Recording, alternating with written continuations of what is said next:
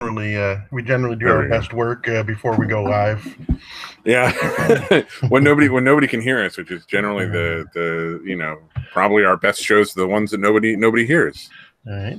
Yeah, for that for very obvious reasons. All three of you out there are really missing out. No, I think that's the point. When we're not doing a show, it's probably the best show. That's what I was trying to say.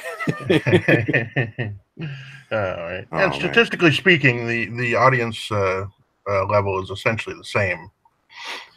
Yeah, pretty much. Yeah, we generally don't have much of an audience at all. I like it that way, though. Honestly, though, I mean, like, if some of the shit we say and talk about, like, we probably would have got shut down by now. Yeah, we would have to censor ourselves, dude, which would suck, you know? Yeah, we definitely wouldn't. We would definitely be demonetized. Like, I think that goes without saying. But I kind of feel like some of the shit we talk about, like our Zipperhead episode, where we're like, how many offensive racial slurs can we fucking come up with? Oh, look, a list. Let's read them off. You know, like that shit. Like, is definitely. I can't see YouTube being okay with that. Are you doing all right, dude? Your voice sounds like deeper for some reason. Oh, I don't know. Maybe I just took a nap today, so maybe it's just a little. Okay. Yeah. You're sounding a little like a little stuffed up. Yeah, like Seth Rogen and like Barry White, like some weird mixture between Seth Rogen and Barry White today, dude. Seth Rogen and Barry White. So Seth Rogen and Barry White loved each other very much, and then Seth Rogen took his bee and snapped it into Barry's flower, and now we have me. Yeah, you're pretty sure that's how that works, right? You are Seth Rogen's and Barry White's butt baby. You know what? When I talk deeper like this, and it's not always intentional. Like right now, it's not, but I can do it intentionally. I always get compliments on it when I'm playing like VR chat or like other video games that have mics. All right. Yeah, it's bizarre, and to me, like I've heard it. It sounds fucking awful. Well, everybody's voice sounds awful to them, dude. Yeah, so it's so fucking... But it's like, it's so much like Seth Rogen. It's like, I cannot not hear Seth Rogen now that the one guy on fucking VR chat was like, dude, are you Seth Rogen? I'm like, do you really think Seth Rogen will be on here? Yeah, Seth Rogen does a podcast that 3 people watch. Well, yeah, exactly. If it's 3. Yeah, doesn't advertise it, doesn't make money off of it. No, I was talking about VR chat. Like some guy on VR chat was like, "Are you Seth Rogen?" Oh, Jesus! I'm like, no. Yeah, it could be. I mean, you never know. That, you know, to be fair, that does make more sense. Like he could be like, just get a VR rig, and he's like, nobody knows who I am. It's fucking his dumbass laugh. Oh, honestly, that laugh sounds so fucking fake. I don't know if that's real or not. Pretty fake, dude. Yeah. That's nothing like it, but still. Yeah. He's a little too, it happens too much. Like almost everything he says, he does that weird fucking laugh afterwards. Yeah. Like, okay, dude. Dude, don't laugh at your own fucking jokes. Fucking who laughs at their own fucking jokes, dude?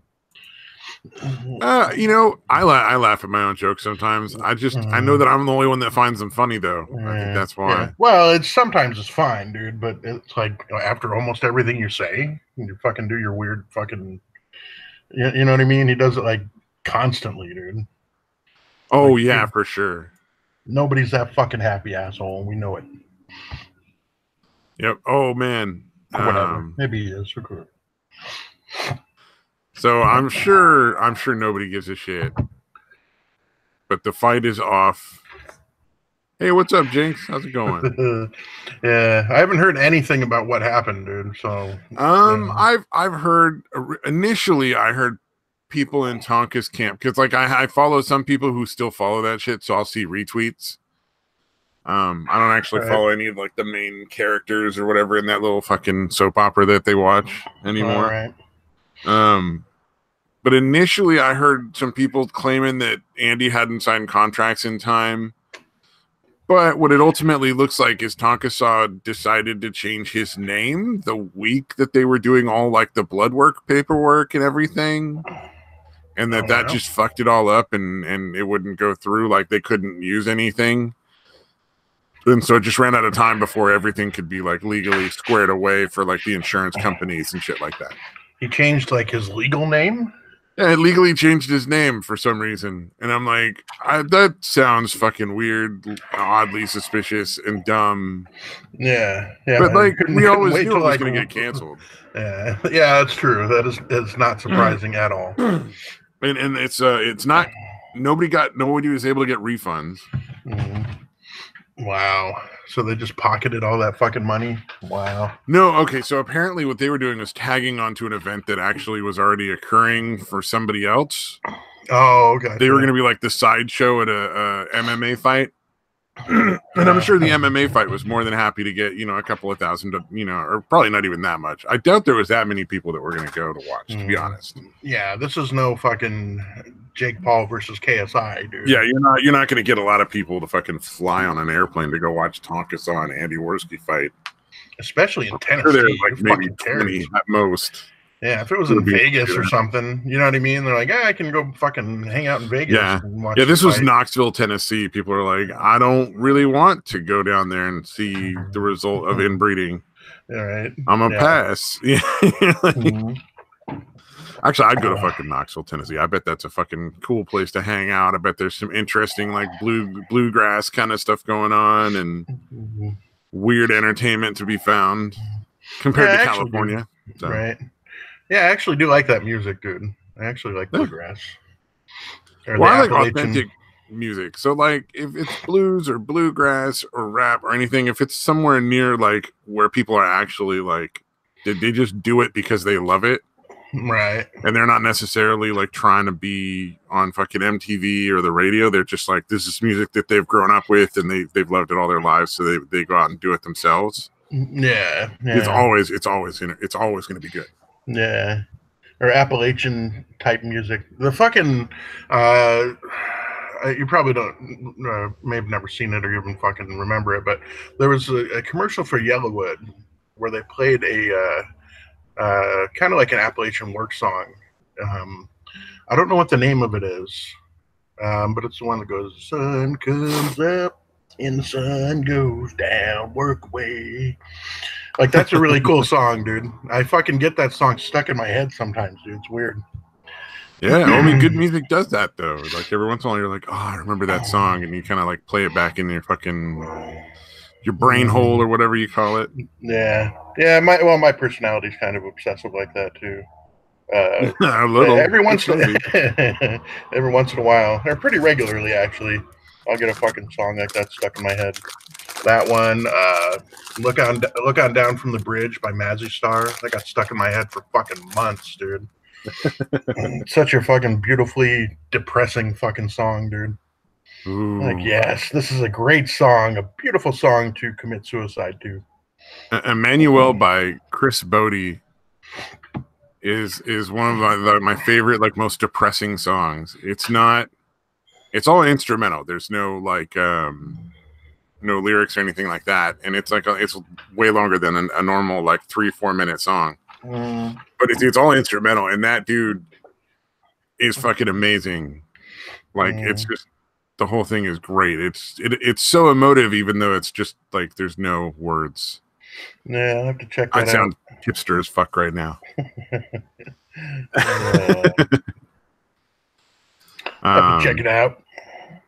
It's worth it. I mean, it's just, I don't know about the rest of his music. That one song was pretty damn good, but yeah, I'm trying to think of another one soon. Yeah, Alice in Chains song. Yeah, if I'm really fucking depressed, Alice in Chains songs get stuck in my head. With Lucia Maccarelli, yeah, it's like violin. It's like violin, jazz. It's like he's on trumpet, she's on violin, and it's pretty phenomenal. Check it out. Here we go. I'm gonna leave it in the chat. I don't think anybody will ever want to watch it, but it's definitely there anyway. And I'll put it in 4 Fat Faggots. How the hell do you put something in the chat like that? I have no idea how to do that. You have to be a moderator. Like, as long as you're moderated, you can put a link. Sounds like work. Like, how do you? Do you just copy the link from somewhere and then just like paste it? Okay, copy and paste. Okay. So simple. Very complicated. Yeah, I kind of like in the back of my mind, I always knew that Tonka-san and Andy Worski were never going to actually fight. Yeah, I wasn't sure who would blink first. Like, I was like, yeah, that'd be pretty fucking funny to just watch some stream of them like fucking punching at each other like a couple of retards. It would be pretty comical to watch their little slap fight, hair pulling, fucking nonsense. I imagine them fighting like women, dude. I really do. I imagine them fucking slapping at each other or fucking pulling hair and shit. Oh man, can you imagine all the people who showed up for the other MMA fights when that one came on? They'd be like, "Who the fuck are these two idiots?" Oh, this is have to watch these assholes. They'd be demanding their money back. Damn. Well, like, I didn't care. I wanted to watch the other fights. Fuck I guess all the other fights are still on, so there's no refunds. And Andy and Tonka managed to wait until past the time for refunds to let anybody know that it was canceled mysteriously. So apparently some people are trying to file lawsuits. I've heard rumor of, I don't know if that's true. God, I hope it is. Right. Because honestly, it sounds like fraud to me. It sounds like there was never going to be a fight. This was a stunt for money. Yeah. And now they got the whatever little bit of their fucking cut, and they're like out. They're not going to fucking, there'll be no payoff. I guess Tonka has not stated whether he's going to go or not. Oh yeah, Andy is apparently still going to have a he's going to go and have like a fan event. So like, you know what? Not a fan of either of them, but at least that's a little more stand-up kind of thing.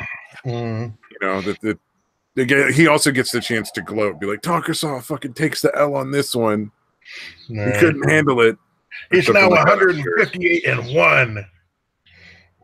Although his fans would probably still vote him the winner, and he'd fucking be like, I mean, Failure even was raking Tonka over the coals. Apparently, somebody posted a little 2-minute clip of him being like, "Look, Tonka, you fucked up. You know, stop being a pussy and man up and fucking admit it.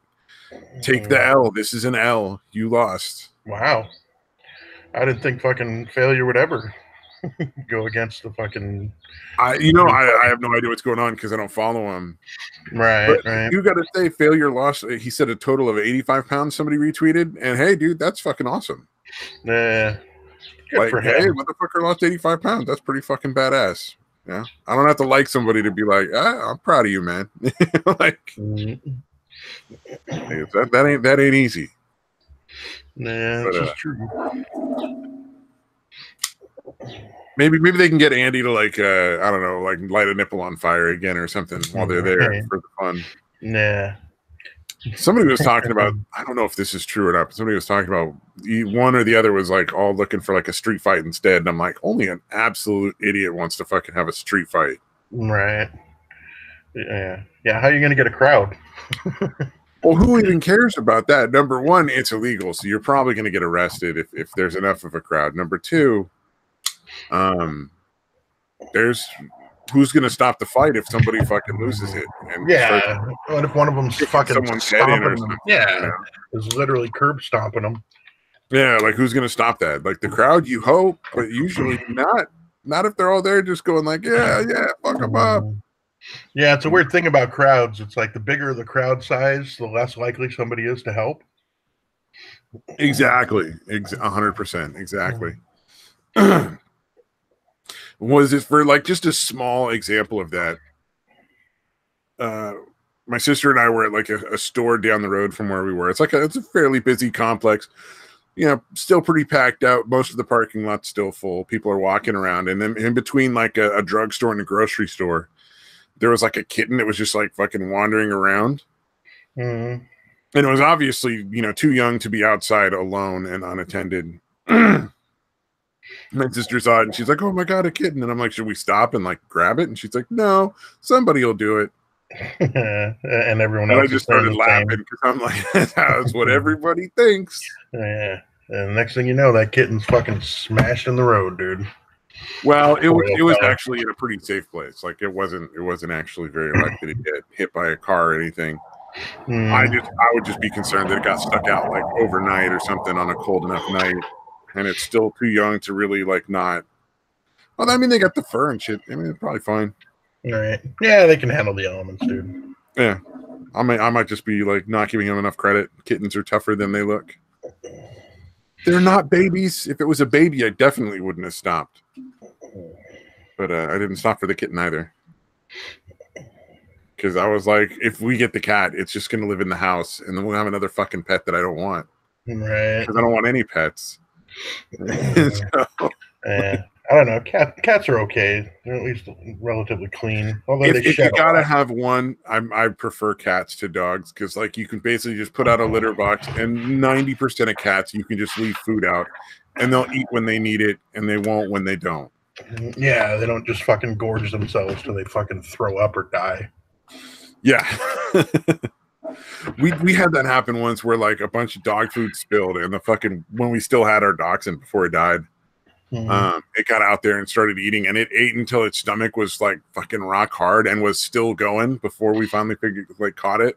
Wow! Like it snapped into the garage and was just fucking eating all this dog food off the ground, and we're like, oh shit! Yeah, dogs are really fucking weird.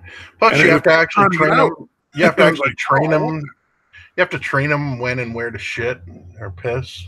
And like cats just fucking know, you know, like, oh, okay, I'm gonna go shit in this spot here that I can rake.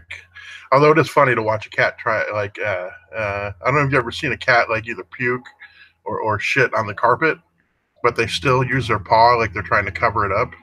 Oh yeah, they still try to like cover it. Yeah, like the carpet obviously isn't going anywhere. Gotta get rid of this evidence for the fucking you'll be pissed. Yeah, it is kind of funny. Like you're not covering it up, cat. You can fucking give up now. Well, the thing is, like, if you got like one adult cat and you get like a kitten or a juvenile cat, the adult cat will generally like demonstrate, I guess, or the kitten will like learn from the adult cat in a lot of cases. Right. They'll be like, oh, that's where I go. Okay, cool, got it. Yeah, but dogs are like, I'm not paying attention. Oh, paralyzed dogs are the fucking worst. Before we took the dachshund to see the chiropractor after its back end went dead. There's fucking dog chiropractors? No, this is just a regular chiropractor who also practices on dogs. Oh, wow. However, let me make this clear. Dog had no use of its back legs, completely limp, goes to see the chiropractor. And this is after going through all sorts of weird vets and taking it down to like University of UC Davis to have like a surgery done there. Like all sorts of crazy shit to get this dog to fucking be able to use its back legs. Chiropractor, one session, dog's able to use its back legs and walk in an acceptable fashion. Wow. All right. I was kind of poo-pooing the whole fucking thing as being ridiculous, but that's fucking crazy. It sounds fucking absurd, doesn't it? And I would agree with you 100%. Had I not seen that shit happen, well, I'm like, well, fuck me. I guess it worked. Damn. But we think it was like a combination of the surgery time and the chiropractic adjustment. And the dog was able to fucking like walk again. But prior to that, we had to put like a little cart on its back end. And he had no control over when he'd go to the bathroom. So like you occasionally had to squeeze him, but every once in a while he would just leak out. Wow. Like at random places while he was going. Jesus. It'd be like a long line of like piss and shit, you know? And you're like, oh yay, that's awesome, dog. Thank you so much. I would make that dog a permanent outside dog, dude. Oh yeah. Well, we almost got 2 fucking miniature dachshunds. It's miniature and then toy is the smallest, right? I think so. Yeah, so like the medium size, they're not like the full size dachshunds, but they're not the really tiny, they're the medium. And those fucking dogs packed up with the dachshund and were the meanest little fuckers I've ever seen in my life. Whoever, the guy that owned them never had them in the house ever. So they were just like little fucking feral pack dogs. Like the other dog we have used to play with the dachshund all the time, could not get within 10 feet of him. Where both the little dachshunds would just fucking go after her and try to like fucking kill her. And she was like an old dog, so she just didn't have it in her anymore to be fighting with any dog. She's like, you guys are actually doing me a favor. Fucking end my wretched existence. Well, we got rid of those dogs pretty quick because like what they would do is like you go to feed them, they'd jump up and tear the food dish out of your hand and shit. Jesus, dude, that's fucking nuts. I don't know. I like adopted I guess whatever. I adopted a feral cat, and the cat was fine, dude. Yeah, I had the same similar situation. Yeah, I guess dogs just. I mean, we only kept them for 2 days, so I'm sure over time we could have improved the behaviors. Right, right.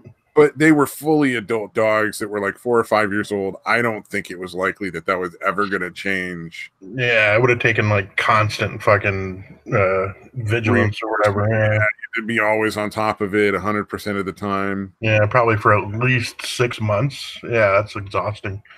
Well, and we're lazy fucks. Like, we're not going to do that shit, which is why I didn't want the dog we have, because I'm like, we don't need emotionally scarred animals that need like weird fucking like therapy and shit. We're not that family. Right. Like, that family exists out there. Let that family adopt that fucking dog. Just get us a fucking mutt from the pound that is more than happy to have a house and just wants to be like scratched behind the ears occasionally and lazy and lay around. Like, that's what we fucking want. Right, right. Yeah, as far as adopting, yeah, rescue dogs. Yeah, like I said, cats seem to be rescue dogs and work dogs. Dogs we don't need. Right. Yeah, any of them that need a whole bunch of fucking, you got to walk them constantly and fucking, yeah, fuck that. Exactly. Yeah. Indeed, penis. Yeah, that was like the only animal I ever actually like took to the vet and shit.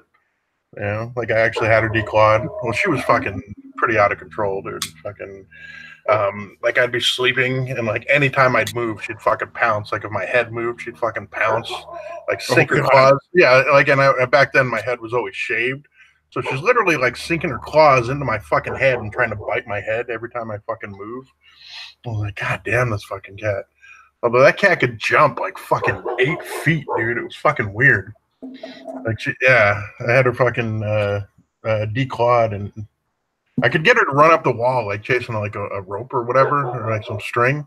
I could get her to literally try to run up the wall, dude. It was fucking hilarious. Oh, man. I was stoned. Dude. Yeah, back then I was stoned all the time, so I'd do stupid shit like that. Well, and then also, if you think about it, feral cats need to have that physical ability. Yeah, just to survive. Yeah, like they're not getting a bowl of food every day.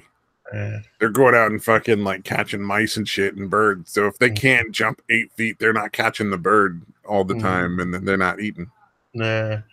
You know what's great though? The cat was all black and white. Guess what I named him? Darky? No, black and white, dude. Oh, black and white. Okay. Come on, it's one of my 3 favorite words, dude. Let's see. Mad Metalman wants to know what the topic is today. We don't have a specific topic. We did mock the Tonka and Andy fight being canceled, which, you know, nobody's surprised. What else did we talk about? I don't remember what else we talked about. Yeah, not much, dude. Dogs, cats. Oh, the cat. I named my cat Mulatto, by the way. That's what Mad Metalman put as a question mark just before you said that, by the way. Perfect. Damn. He got it. He knew it right away. Yeah. I had not yet heard the expressions quadroon or octoroon at that time. So I went with Mulatto. No, yeah. Nice. I saw somebody had a cat in a video that they named PETA, P-E-E-T-A. So it wasn't quite the same as PETA, but it was still pretty funny. Yeah, I know, Mad Metalman. That's pretty good. You got it in one. Well done, sir. Fucking. So the stray cat that I found was like, it might not have been fully feral, but it would come into the garage and eat our cat's food. And I was just like, look, if you're gonna fucking come in and eat our cat's food, like, you gotta hang out. You can't just like run away when anybody gets close. So I slowly earned its trust over time, and then would feed it. So it became our cat. And unfortunately, the richer food than it had normally gotten, after like 8 or 9 months, it got a fucking urinary tract infection and had to be put down, because we were never going to be able to get it to take pills. Right. Or surgery and like keep the stitches or any of that shit, because it was never going to go in the house. But that was pretty sad. But at least it got like somebody paid to have it put down instead of it just like dying slowly and miserably of not being able to pee in the street. Yeah, that's So, pretty fucked up, man. Yeah, mine. Basically, when I had um, when I first got him, I lived up in Tempe, um, which is again in the Phoenix area. It's where ASU is, or whatever. Um, yeah. and then when I was moving up to Flagstaff, I had I was first 2 weeks I was up there. I was like staying in hotels until I moved into my apartment or whatever. So I left him down here, and that cat, like, was just constantly trying to get outside because it's a fucking, still feral cat. And yeah, it ended up fucking, somebody left the door open too long when I was up there. Cat Oh, and took it got off, out. Yeah. never to be seen again. I Yeah, was it like, never imprinted on the new home enough to stay. I think you gotta like it's gotta be like for like a couple of months they stay in the house before they imprint on that as their yeah, and it wasn't even, it was like, it'd only be like a week and a half, 2 weeks, and I'll bring it up, even though I didn't pay any kind of pet deposit. I'm like, no, I don't have any pets. No. But yeah, unless they can they're likely to catch you. Like who fucking cares, right? yeah. Like I don't know that pets make that big of a. Well, I guess if it's like a male cat, or if it's pissing and shitting anywhere other than where it's supposed to, that's one thing. But for the most part, they're pretty clean. Okay, well, exactly. Yeah, dogs would be a bigger concern, I would think, because they'll piss and shit on the floor all the time. Yeah, especially a puppy. Oh wow, Mad Metal Man is on Z-Pack and Tylenol 3 with codeine. Yeah. Something to do with Shit. dental surgery, or? Oh, really? I thought the Z-Pack was for when you're really super sick, like with the flu. Oh, maybe it is. I don't know. Yeah, usually it is. That shit's fucking medication, so I should know. Yeah, that shit works amazingly well, though, man. The fucking Z-Pack, like I've been fucking deathly ill, man, and fucking that shit cures you within a few days usually. Like holy shit. Is it just like super vitamins or something like that? I think it's just some newer antibiotic that like the bacteria haven't had a time to develop a resistance to. I assume eventually, just like everything else, there's going to be ones that survive that are resistant to it. But I guess it hasn't happened yet. Well, because there's always going to be that asshole that doesn't take the full course. Yeah. Leaves a few survivors that are like, I can take that. Which is even more of a reason not to let the third world people into the country. Oh, he broke Tuesday night and had to have it cut out of his head. And the Z-Pack is for the infection that was under the remaining tooth. Oh, yeah. Okay. Like an abscess like that. Ooh. Yeah. I was going to say it's usually for some kind of, again, either infection or serious illness. Yeah. Strong antibiotics. Yeah, I bet yesterday sucked. I'm glad you're feeling better though, Mad Metal Man. That shit is not fun. Been there, done that. They should have given you something stronger than the Tylenol 3 with codeine, though. Shit. Give you some Vicodin at least. Shit. Oh yeah. Although I did enjoy the cough syrup, dude. The cough syrup with codeine's pretty good. Yeah, I bet. Dude, I would swig that because there was, times, when I was still using before I went to rehab and shit where I couldn't fucking get anything else. So I would just fucking chug that fucking cough syrup, dude. And it gives you really bad fucking indigestion and weird nasty fucking burps and shit. Like it gives you gas. Yeah. But again, I was like, it's fucking I've dealt with far worse. I used to take the Ultram, which is like long lasting tramadol. It's these little tiny pills that are like almost plastic. They seem like they're plastic. And I would take those, like a bunch of those, again, if I couldn't get anything else, just to avoid withdrawal. And holy shit, dude, that would it would make me sick first of all for a good hour or whatever after they took effect. But I would also literally shit blood.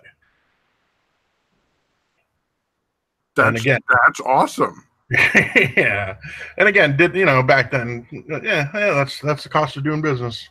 Is essentially my attitude. Like, well, you got to do what you got to do. I'm sure it's fine. Mad Metal Man says pills bother him, so he doesn't take pain meds if he can avoid it. So he's not a fan. Fair enough. good for you. I've known a couple of people like that before. Yeah, no, it's weird that I used to I honestly not like taking them, man, for the longest time, but eventually, with how bad my back was, I eventually had to. And it's kind of funny how you go from like, ugh, this makes me feel too fucking weird to I can't live without this, really fucking weird how that switches. When I got my finger cut off, dude, after the Novocaine and shit wore off that night, because they got me a prescription for, I think it was Tylenol 3 with codeine. I didn't take it. I'm like, it feels fine. But goddamn, when the Novocaine wore off, holy fuck, dude. Because they basically had to like cauterize my fucking, cauterize the wounds and fucking, all kinds of shit. They had to graft a piece of skin off my thigh and put it over part of my, because it, took a good chunk out of between the first and second knuckle there.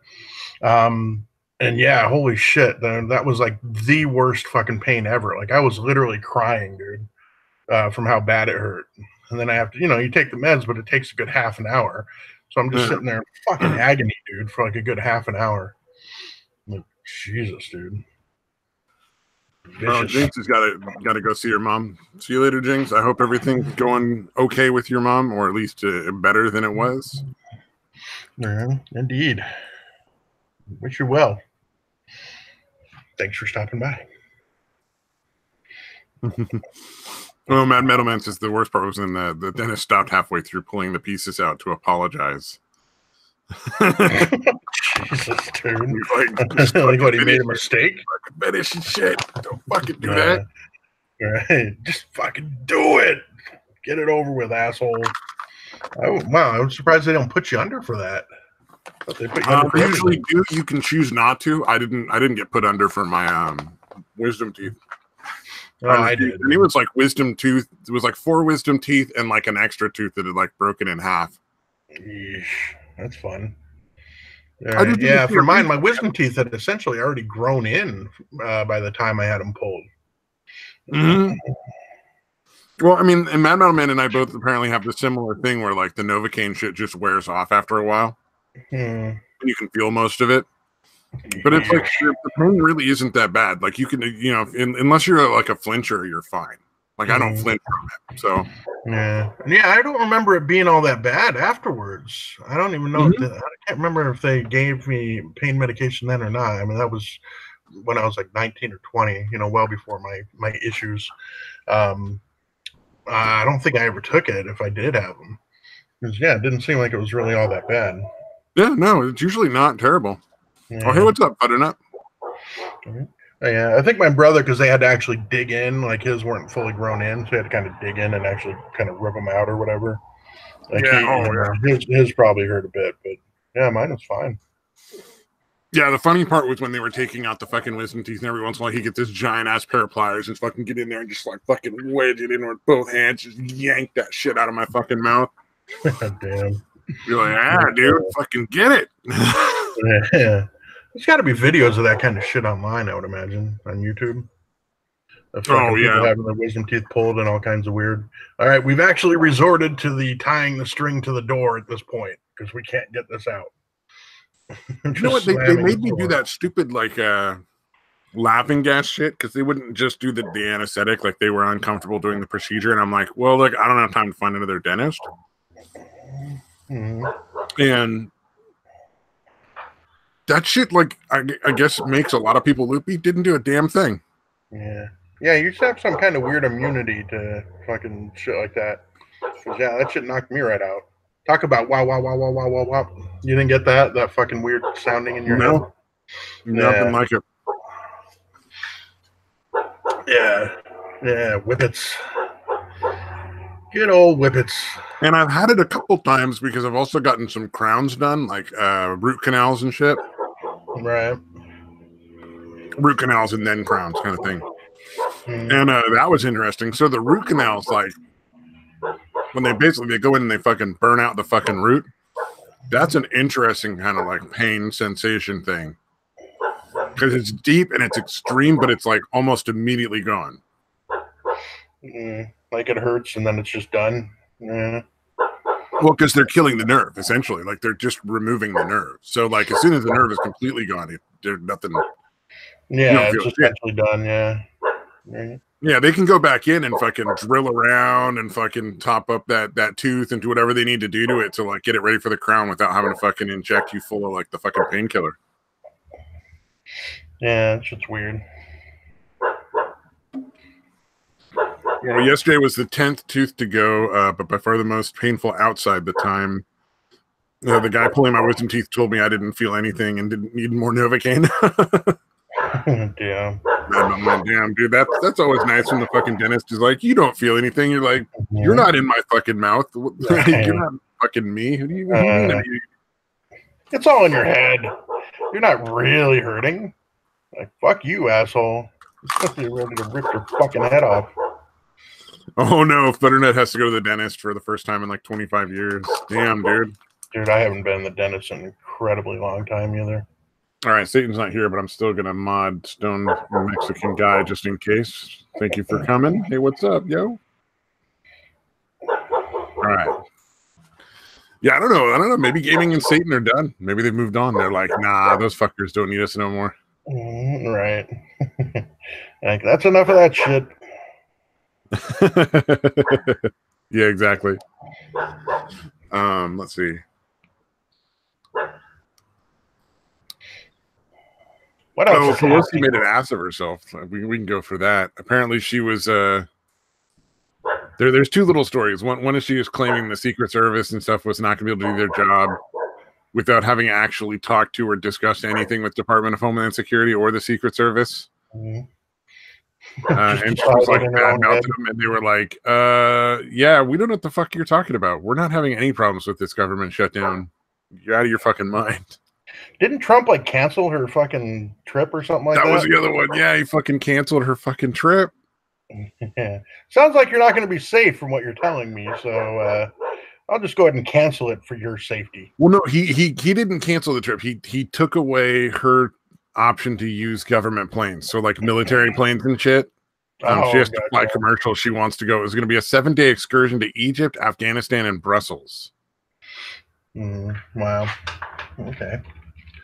And apparently it was supposedly because she'd asked him to postpone his speech, his State of the Union, because of the shutdown. This is sort of like a tit for tat kind of thing. Right. So he basically was like, in light of the 800,000 great American workers not receiving pay, I am sure you would agree that postponing this public relations event is totally appropriate. I also feel that during this period, it would be better if you were in Washington negotiating with me and joining the strong border security movement to end the shutdown. Obviously, if you would like to make your journey by flying commercial, that would certainly be your prerogative. Yeah, if you want to fly coach, you go ahead. Yep, he basically just told her to go fuck off. I love it. Although that's pretty fucking brilliant. You're like, look, we got this shutdown, and you're fucking, instead of negotiating this, you're just going to take off and fly around the world. Like, fuck you. Well, during the fucking winter, they all went down to fucking Puerto Rico. All the fucking Democrats did.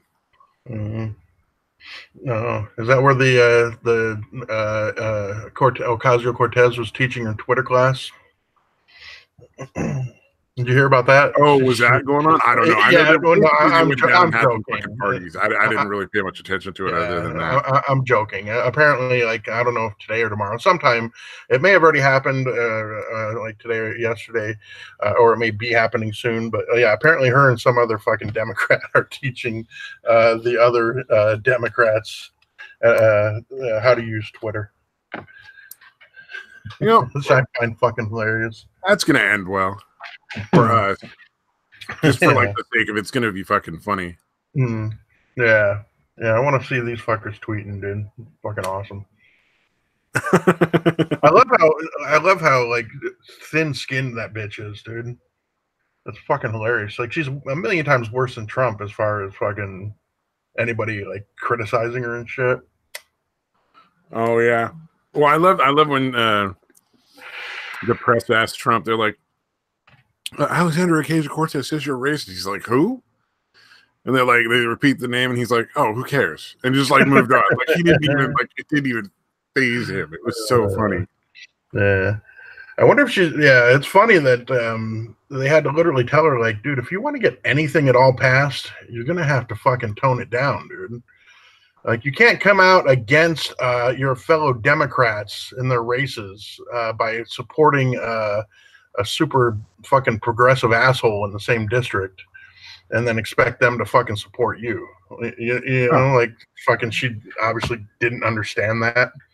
Because yeah, there was like 3 races apparently where, you had 3 incumbent Democrats, and she was supporting a fucking other Democratic candidate as opposed to them. Well, that's the whole fucking. That's how communism works. Yeah, it's the purity. Once you get a toehold, you try to get the rest of your fucking commies in there to fucking help you destroy the fucking world. Like, you don't. Oh, Futter's got one. How to use Twitter. Step 1, lane match. Step 2, throw match and gas-filled dumpster. Step 3, watch the world burn. That is exactly how it works, man. Fucking Twitter. But yeah, I just can't imagine, like, they're gonna start tweeting out like the dumbest shit because she's gonna give them the worst advice. Yeah, take some video of you dancing around. They fucking love that shit. Well, the video of her dancing around was from when she was in college, like part of one of her class assignments, I would assume. Well, no, she also did it right before walking into her office. Oh, that was smart though. Right. Yeah, I mean, it wasn't. I didn't understand why everybody. I don't understand why everybody freaked out about that. Like, dude, or did they, or did she just pretend they did? She pretended they did. Nobody actually gave a shit. Yeah, I thought so. Like, it got passed around and it went viral because it was just funny. But there was nobody genuinely criticizing her. Like, oh, look at this. This is what she does. Like, she's a terrible person. Everybody in the Republicans was like, well, that's kind of silly, but who cares? Yeah, I thought so. These people are outraged. The Republicans they can't believe that someone could actually dance. Like, nobody cares, bitch. Nobody fucking cares. Honestly, I think the Democrats released that shit. Like, controlled opposition kind of shit. They were just like, we'll make them look bad by releasing this, and then they'll seem like they don't like people that dance. Right. They probably created, like, the only ones complaining were their fucking sock accounts. You know what I mean? Like, they created accounts just to fucking pretend they were Republicans and bitch about it. I saw one account that very well could have been a sock account complaining about it, but that's the only one I've ever seen. And it was like a ridiculous over-the-top MAGA person. Like, I support Trump, but I'm not like MAGA Trump, American flag, American flag, American flag. You know, like, yeah, so most likely it was just fucking again, probably a sock account. When it's that either a sock account or somebody that's about as smart as a sock account. Right. That's just that idle. Yeah, that sucks, dude. On either side, there's too many people that are like NPCs. Right. Yeah, they're not.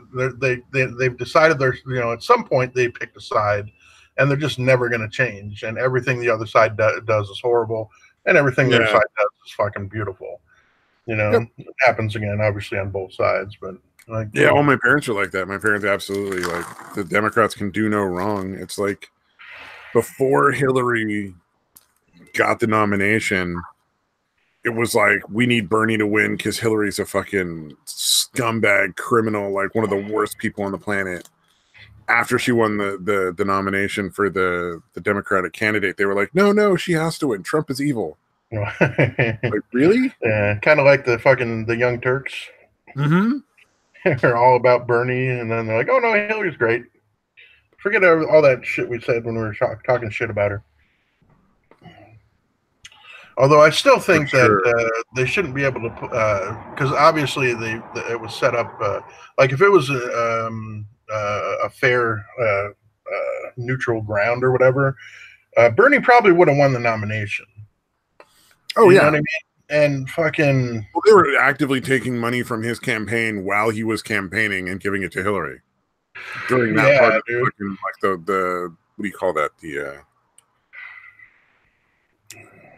whatever. No, I can't remember. Yeah, but the part before you choose candidates, yeah. No, the primaries, yeah. Yeah, during the primaries. Right. Yeah, and then the whole the way the voting thing is set up, like that shouldn't be allowed. I understand that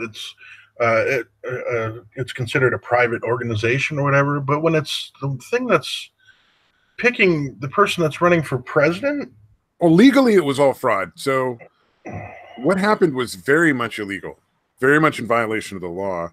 But unfortunately, it went up against a political judge who said, well, we don't want to interfere with the election and the process. It's not up for us. That's going to be between the people who, the DNC and the people who follow the DNC. That's for them to work out on their own as a private matter. And it's like, no, that's a felony fraud. Right. Like, yeah, it doesn't matter what your fucking political system is. It shouldn't matter if it's the GOP, the DNC, or fucking Fannie Mae. It's fraud.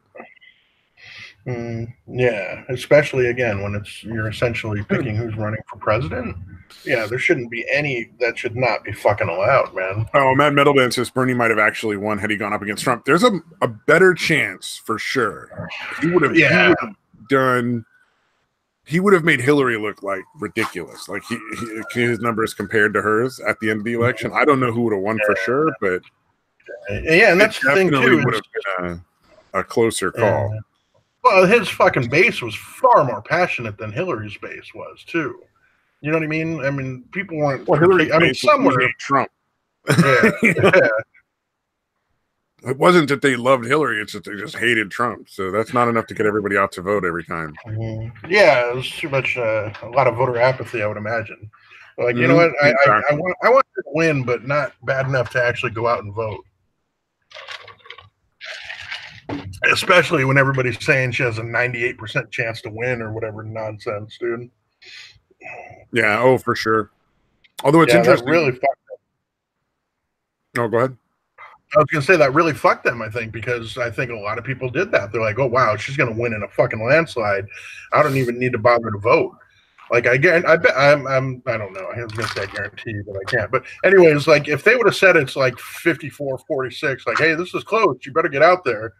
You might have very well had a different fucking result, man.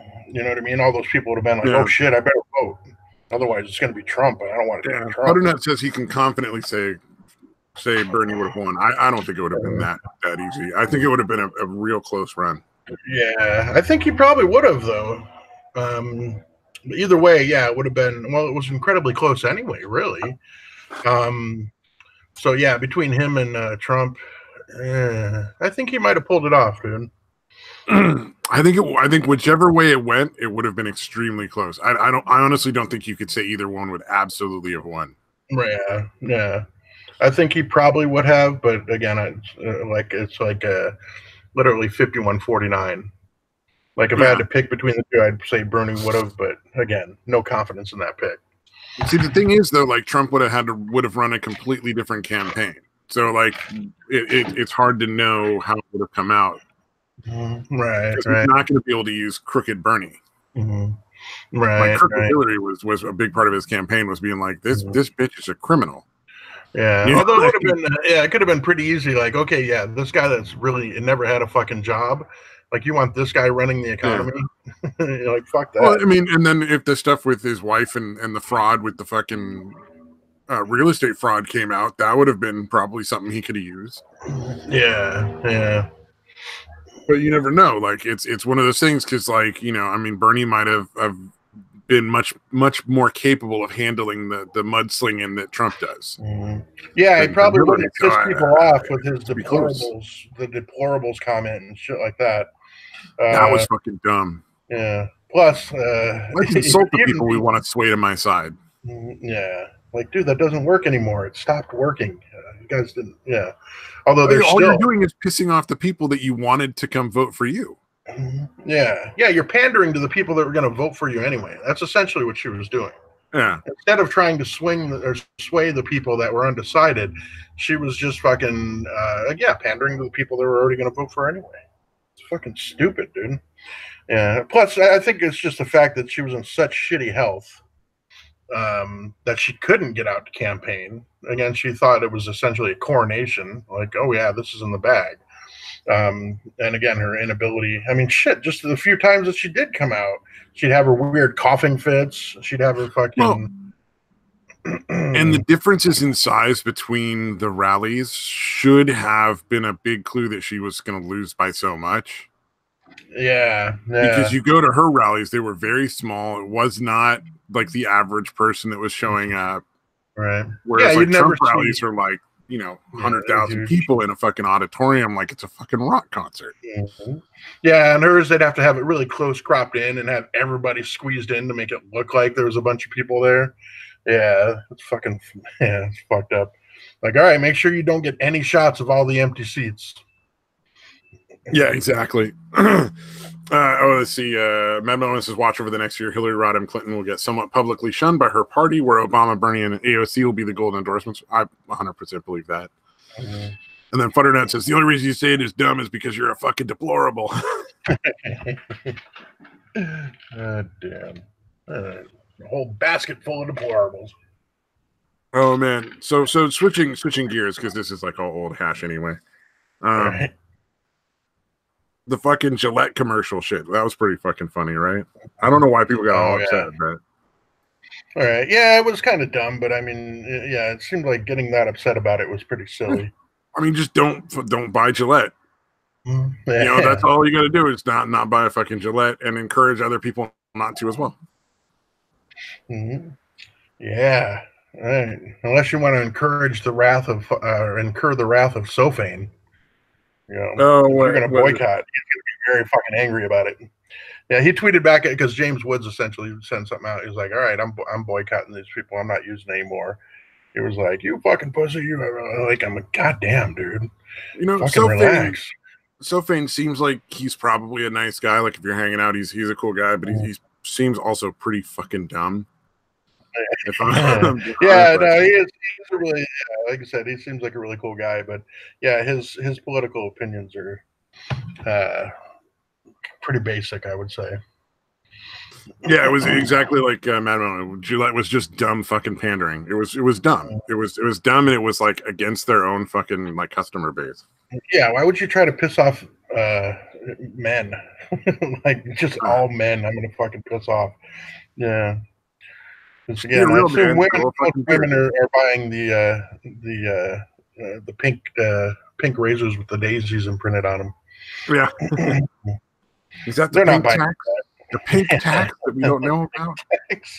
Like, dude, you can buy a regular razor if you want. If you want to buy a stupid, it'd probably be better off just buying like a cheap razor anyway, especially like shaving your legs and shit. Like that's a lot of fucking hair to gum that thing up. Yeah.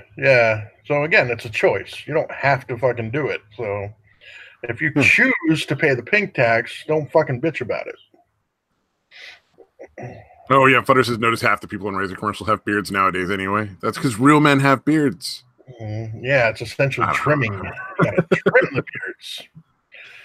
Yeah, that's the one thing that's a pain in the ass is you got to stay on top of that beard trimming because like a day after you fucking trim, you're like, I gotta fucking do it again every goddamn day. Dude, I want to take like whatever the topical one is. I want to grow a fucking really super thick beard, and I can't. I find it really fucking frustrating. Oh, I always like have a thick ass beard. Like it doesn't go away. God damn it. Yeah, I wish, dude. Like it grows thick, like under my chin, and like about a good inch down my neck, and then the rest of it's like really thin. I've been growing I've been growing this fucking beard. I haven't shaved in like 2 months. Actually since November.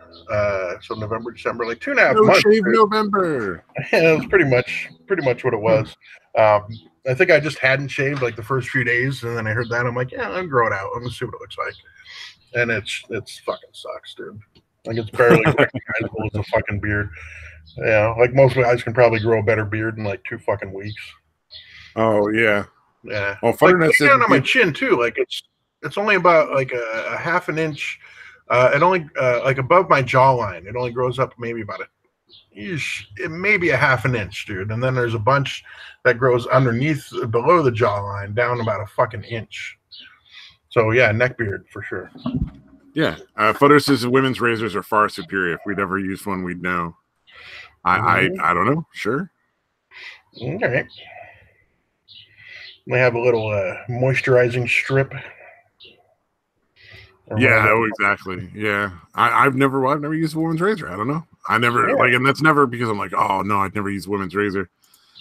He put like yeah. Metal Man put like a 10-minute video in the what do you call it, the chat for the to comment on the Gillette. I'll have to watch that afterwards for sure. That does seem interesting though. Oh, it's a distraction inside a hand corporate tactic. Yeah, that makes sense. I mean, they're just like, trying to like gain brownie points with like the fucking feminists for whatever reason. Because I'm sure Gillette makes like women's razors too. Yeah, I actually just thought about that. I'm like, of course they do. Why would they fucking ignore that segment of the population? Yeah, exactly. Although they don't want to get too carried away with it and convince people not to shave their legs, or convince women not to shave their legs anymore. That's bad for business. Maybe, well, yeah. Why would you go after the feminists? Come to think of it, because those bitches don't shave. Mm-hmm. Yeah, they don't shave their pits. They don't shave their legs or their faces. Right. They don't want to nick their lady dick, you know. Damn. Oh, I like that. Mad Metal Man says, and for the record, I can grow a beard. It just looks like shit. Yeah, so mine kind of looks like a hobo beard. I still grow it. Mm-hmm. It's wintertime. I want my face to be warm. I might start shaving it again when summer comes around. I kind of feel like shaving my head and leaving the beard. That's what I do. And then I have one of those little fucking like super warm like knit caps that you put on. Mm-hmm. Do you wear it during the summertime like a fucking hipster douchebag? No, I only wear it in the winter when it's like fucking cold out. Nah. Dude, I don't know why I find that so annoying. It's still a hipster douchebag look. But I gotta fucking have like it's camouflage. I live in California. Mm-hmm. Gotta blend in with these fuckers. Yeah, you want to look like one of the hipster douchebags in order not to stand out and like get like fucking singled out for like destruction by the other hipster douchebags. They like slap fight you like weekly to death. Yeah. Yeah, I never understood that, especially here, dude. Like you would see these fucking assholes when it's like 120 degrees with a fucking wool cap on or a fucking knit cap. I'm like, what the fuck is wrong with you, dude? Yeah, just really fucking annoying. At least it's not super hot. Exactly. Photonet says, everything how the reality is. We live in an internet age. They will see a small drop in profits, and after 60 days, no one will fucking remember, but Gillette will remain a brand that sits in your mind. They already do it. I don't know about Canada, but in the United States, when you hit 18 and you have to sign up for the draft, you get a disposable Gillette razor and a little can of Gillette shaving foam in the mail. Like they give that to you. That's pretty weird that like how did they manage to get that little fucking contract or whatever? I have no fucking idea. I don't think the government gives it to you. I think it's just the fucking razor company sends it out, or maybe it is the government. I don't know. Right, like they somehow get the list of the selective service people or whatever. Yeah. Well, I'm sure that's a public list. I'd be surprised if that was a private list. Right. Yeah, that makes sense. Yeah, I was more thinking it was actually like came with it instead of just. No, it was a Bic razor and it was Gillette shaving foam. Hold on, let me be clear on that. It was a Bic razor and Gillette shaving foam. Oh, okay. So. No, that's not so bad. Yeah, so those two companies were like basically like automatically like boom, there you go. But I mean that's so like if as far as sticking in people's heads, like they're gonna stick in men's heads because you get that when you fucking sign up for the draft. Mm-hmm. Yeah, it's pretty wise actually. Yeah, one I didn't expect fucking razor and shaving foam. I was like, that's fucking weird. Well, now looking back, I say that's fucking weird. At the time, I was like, "Oh, cool, free shit." Right. Thank you, Bic and Gillette. I'll always buy your products. See, and then I never did. But you know, right? You still just went with whatever was cheapest. Razor wise, I forget what it was, but I when I did use a straight razor for a short time before I went to like electric razors. It wasn't the cheapest one. I think it was like I got caught up in that like, and this razor has 10 million blades. So I got whatever one had the most blades. Right. Oh, they're up to 5 now. Okay, you win. And then I always bought Edge shaving foam because it came out as a gel, and then it turned into foam, and I thought that was kind of cool. Yeah, that shit works really well too. Yeah, it was super nice. But then I found out I have super sensitive skin and it fucking itches like a motherfucker if I shave with a straight razor. Always itch like a motherfucker. Stabby's a sensitive guy. Yeah, ladies, the line starts to the left. I'm a sensitive guy. Oh, damn. Not a giant pussy, but a sensitive guy. Really in touch with his feelings. Oh, absolutely. I have feelings. Pretty sure. They're down there somewhere. somewhere trapped deep inside, slowly boiling up into a rage that'll eventually put me on the top of a clock tower with a rifle. But they're there. They are there. You're welcome to them. Well, first I got to get a fucking van that I'm going to live in, and then I can get the rifle, and then I can. Futternut says if you have sensitive skin, use women's moisturizing gel. I just stopped shaving and grew a beard. It was way easier. It cost me nothing. I didn't have to pretend I was buying razors and shit for my girlfriend. Oh, I already have to buy like occasional pads and shit, so I don't really care. Like that stuff never bothered me. Right? Yeah, I did that for my ex all the time. It's never a big deal. Like I'm also the kind of guy I can go into like the sex shop and buy like whatever. Like I'll go in and buy the 10-foot dildo. It doesn't matter to me. Yeah, I never understood why you'd be embarrassed to buy condoms though. Like, dude, be proud. You're getting fucking laid. It is funny though. A lot of people are. I remember when I was working at as a bagger at Safeway, one girl was buying like 2 or 3 boxes of condoms. It was like and that was it. And the checker just had the standard pat like, you know, have a fun night was their standard thing for fucking. She'd just say that to everybody. But then like about 10 seconds after the girl left, because she gave the cashier like a weird look. All right. Cashier was like, "Oh my god, I can't believe I did that." I didn't even notice either, because at that point, like honestly, when you work like one of the jobs, you don't even fucking pay attention to what people buy. You don't give a fuck. Yeah, just a bunch of nameless, faceless people rolling. She could have been buying like 3 boxes of condoms, a dozen cucumbers, and a fucking jar of Vaseline, and we would have been like, whatever, just fucking bagged it without really looking at it. Right. It was pretty funny though, because she was like, "I just told her to have a fun night. She bought a whole bunch of condoms." I'm like, "Well, probably." Yeah, you and the 12 guys that are obviously going to be fucking you. Have a good night. Have a fun night. 3 boxes of condoms, you whore. Futternuts' life lesson: never try to use Nair to manscape. Chemical burns on your balls suck ass. I tried to use Nair to shave my fucking head, and it just turned my hair into a helmet. It's not enough to melt the hair off, but it was enough to fuse it. That was a pain in the ass to get off. You have a fucking armored head, dude. It took like an hour to fucking shave my head after that. Like a full-on hour, maybe an hour and a half. You had to try to scrape at it with a putty knife, and that wasn't working. You had to like break it up and like fucking shave under it, because like the follicles right like going into the skin were still like hair. But the top layer had, so there was like an under layer of actual hair left, but the top layer had all fused into like one big hair helmet. That was fucking dumb. Never that shit again. I was like 18, so it's not surprising. Of course, then again, like I think that was around the time that I was all fucking like, I'm gonna dress like a fucking cowboy in black. So in California. That's fucking and awesome. You know what? I gotta say kudos to the people I worked with, because at that point I worked at Sears Auto Center, so it's a bunch of fucking mechanics.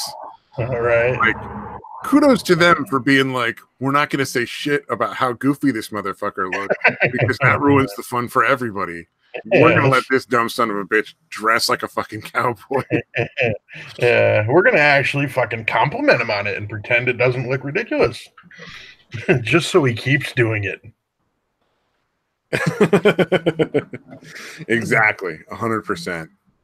That was the fucking greatest place to work though. When you turn 18, at one point, one of the other employees had a birthday, and I see him. I come to work, and I'm looking through the front of the shop, and I see him just tearing ass across the shop running, and then I see 3 other mechanics running after him with a small oar. Right. Yelling, "Come back, it's your birthday, Spankin', don't run." Fucking, that was an epic fucking first job, because it was so relaxed. Like you weren't ever worried you were gonna say the wrong thing and get fucked up. Right. Oh my god. Yeah, that like I worked on a construction site for a few months when I was like what 18, I think. And yeah, Oh holy yeah. shit, it's about as politically incorrect as you can get. They fucking Well, they got work to do. They got time for that shit. yeah. You go. Although it's just constantly talking shit all Fine, dude. fucking day is essentially what you're doing. Yeah.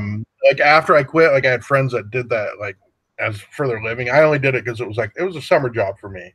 Yeah, for Like sure. going to school and shit.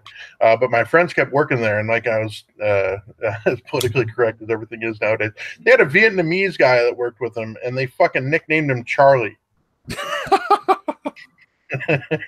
You know what I mean? That sounds about right.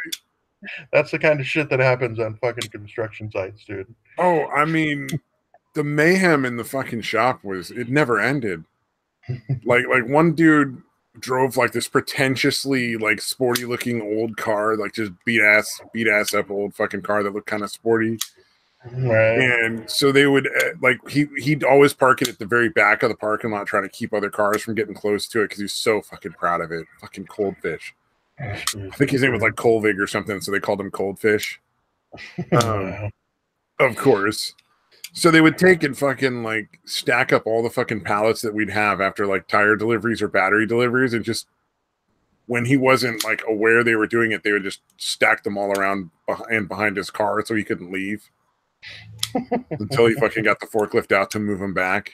And then there were times when people would like hang each other's fucking toolboxes. You know, there's those big fucking, you know, mechanics toolboxes you get, like hang them like 10 feet in the air from the fucking ceiling and shit. God damn, dude. That's fucking vicious. The one guy had, this thing must have been 6 foot long, like 6 foot wide, and at least 10 foot tall toolbox. Like he had a step ladder that came out of the bottom to get to the top shelves. God damn. And so he would have to wheel that motherfucker around from like bay to bay, because you don't just have your own bay as a mechanic. There's like alignment bays, and then there's bays where you do like the what do you call that, suspension and all the other shit. Right. Because Sears Auto Center, like it does like shocks and brakes and alignments. It doesn't really generally do a lot of really in-depth work, though they can. Right. It's mostly just like easy bullshit work. But this guy fucking, this huge toolbox, it had like a TV in it with fucking speakers and shit. It was ridiculous. But they fucking took the wheels off of that motherfucker. So then he came in one day and the fucking wheels were just all gone, and it was fucking sitting on the ground, and he's like, the fuck am I supposed to do? Did they at least leave it up on blocks or something? No, but they knew exactly how to fix it. Like when before too long, they helped him fix it. They let him fucking sweat for like an hour though. Like, it looks like you're working right there today, buddy. They're like, looks like you're walking back and forth for your tools, bitch. And then what was it? There was one of the mechanics would always fucking sag his pants, so like the top of his ass was showing like half the time. And the shop manager kept on him like, dude, get a fucking belt. Like, that's too far. Like, I know we're fucking relaxed here. That's too fucking far. You ain't at home. Pull your fucking pants up with the belt. Scratch. And you ain't no fucking plumber, dude. Eventually, he grabbed a can of brake clean when the guy, like, he just finally had enough. So he grabbed a can of brake clean, and the guy was bent over a car, and he just fucking sprayed it right down that guy's ass crack. Damn, dude. And brake clean is just like denatured alcohol, so it's cold as fuck. And man, that guy jumped just like, ah! It was amazing. That's crazy. Oh man, the building backed up to like a creek, and so there was like a fucking old mattress there that like some like street whore had put down and would like service her clients on. This nasty, dirty mattress out by the fucking creek. So occasionally the mechanics would get up and like fucking spray brake clean from there, or like throw water balloons at them. Wow. While they were going at it, and they would never stop. Like they just keep going. That's fucking nuts. For an 18-year-old, I cannot imagine a better first job. Like, it was fucking awesome. Man, Jesus, dude. I mean, that was a job where I announced I was going to beat the fuck out of the next guy that chewed the spit tobacco on the fucking floor where we were supposed to lay down and repair the and put the cars on the lifts. Yeah, that's fucking disgusting. No, so they wouldn't even have they wouldn't even have a little bottle they carry around to spit in. They just spit on the fucking ground. They just spit on the ground like it was like one or two guys. And I just said, look, the next time I see chewing tobacco spit on the ground, I'm just beating the fuck out of whoever's chewing tobacco that day. Right. All of it. A fucking tire iron, and I'm going to fuck you up. And I announced that to the whole shop to applause. Right. And it never happened again. And I didn't get talked to at all. Like, most places, you get fired for that. It's not okay. Did you just threaten everybody in the shop? It was fucking with a fucking tire iron? Damn. Yeah. It was the best first job you could ever have, man. So fucking fun. I mean, it was a shitty job too, but I mean, for other reasons, but mainly just because, you know, you're working your ass off for a very little amount of money compared to like how hard the work was. Right. Oh, so fun. All right, let's see. We gotta find something entertaining. That was fucking boring. Yeah, it's all right. I mean, for you and me, but the audience probably a little indifferent. Yeah, they're all snoring. They're like, God damn. They're a little reminiscing. Oh, this is some fucking crazy shit right here. I saw this in the fucking Twitter feed, and I was like, what? So fucking in Zhoushan, China, a bunch of employees were forced to crawl on their hands and knees as a form of public punishment by the fucking company they worked for because they didn't reach their year-end goals. Wow. Yeah, so there's them just fucking crawling across the fucking road with a flag of shame in front of them. Fucking China, dude. And, well, this is just, you know, this is what you want, right? You know, ANCAPs, that's what you want, where companies can just do fucking weird shit to their slaves. I mean employees. Right. This is your utopia. Oh, authorities actually did intervene and shut down the company while they're investigating because they were like, okay, what the fuck? Like, this got out. Even in China, they were like, all right, that's too far. Like, you can't just fucking do that shit. Yeah, you can serve up plastic to the tourists, but yeah, come on, these are actual citizens. Well, most of the fake food isn't like big companies. It's small. So like, okay, so the big companies make the products that small businesses use to make the fake product, like street vendors used to make the fake food.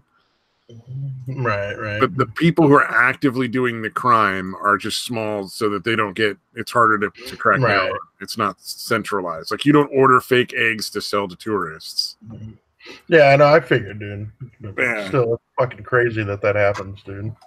Like, the one I thought was the craziest was the fucking cardboard pork dumplings, where by using various chemicals, make it seem like it has more tartar. So you make it seem like you're actually eating something with nutrition in it, and it turns out it's cardboard and a bunch of chemicals. It's like dyes and chemicals to make it like look and have the flavor of pork. How much money are they dyes and chemicals to make the outside look like a fucking like the steamed outside layer of like dough? It seems like it would cost more money to do that than to just make the dumplings. Like, it doesn't seem like there would be much difference in the profit margin. I mean, obviously there must be, but it seems like there wouldn't be that much of a difference between making actual food and mixing all these chemicals and cardboard together. Yeah, exactly. I think they just enjoy fucking with people. Well, I mean, there's people that fucking harvest and use like sewer oil to fucking cook their food because they're not going to eat it. Jeez, that's pretty fucking sick, man. All right. So what else? What's going on in the world? Fake Chinese food. I wonder how many people have gotten like legitimately sick, because you imagine like most of the people like in the city kind of know how to avoid that shit because they see it all the time. Right. But like, how many tourists have ended up in the hospital with like fucking a belly full of plastic fucking pellets or something? Right. Yeah, it turns out that sushi you were eating was just a bunch of little pellets made to look like rice. I wonder if they have this. They must have the same texture. Yeah, I'm trying to think because rice is, if it's actually cooked, it's going to be kind of like spongy and soft. Yeah, like soft. how do you make plastic seem like that? It's weird. I don't know. That's what I'm saying. It's a good question. Oh, here was another one that I thought was like a short little story, but I thought was pretty hilarious. CNN legal analyst Arifa Martin accuses David Webb of white privilege. Turns out he's black. Is he really black or is he? Let's see if I can. Damn it! I forgot the dude's name. What's the dude's name? The notorious guy that claims he's black. Sean King. I'm trying to get a picture of him on here that doesn't have like the text in front of it. Mm-hmm. There we go. It's sort of, you can kind of tell right there. Yeah. Wow. He's very unmistakably black. Like you can't. It's not like Sean King. Yeah. Well, he's definitely not white. You can be like, okay, maybe he's Dominican or something. I don't know, but yeah, he's definitely not fucking white. What the fuck? Yep. Well, she'd never seen him, so she just assumed. Oh, he must be white. There's no black Republicans. That's a myth. Yeah. I just thought it was funny that she was like, white privilege. No. Turns out the dude's black. Not gonna work out for you there, babe. Sorry. It's fucking funny, dude. Yeah. But I imagine that was definitely like, you're gonna eat some crow right there. Like, hey, what the fuck does that mean? Yeah. Why don't you explain the white privilege thing to me? Oh, that whole thing is so funny. Like white privilege. Well, that's what I mean. I want you to articulate what you mean by that instead of just throwing out the fucking buzzword phrase. In this situation right now, how is this white privilege? Yeah. Watch them fucking stammer through a fucking bullshit, buzzword-filled fucking nonsense explanation. Yeah, and there's some crazy shit going on right now, though. I mean, there was a video I saw of like a professor from like a Georgia university. Was it Georgia or Alabama? Like a prestigious university. And he's a black dude, and his fucking Twitter history, it's like just a litany of racism against white people. And it's like a video of one of his students, like, how can we take anything you say seriously? Like, how can you justify talking about anti-racism when everything you say is so clearly racist? Yeah. Like, this is totally inappropriate. Why are you teaching this class? Like, how are we supposed to, like, how can we know that we're going to be treated fairly in this class? Yeah, it's pretty obviously not. Yeah. Yeah, and he started laughing at him. Oh, sorry if I offended you, blah, blah, blah. And the guy was like, you didn't offend me. And he's like, no. Don't take that kind of credit. You ain't that important, dude. Okay.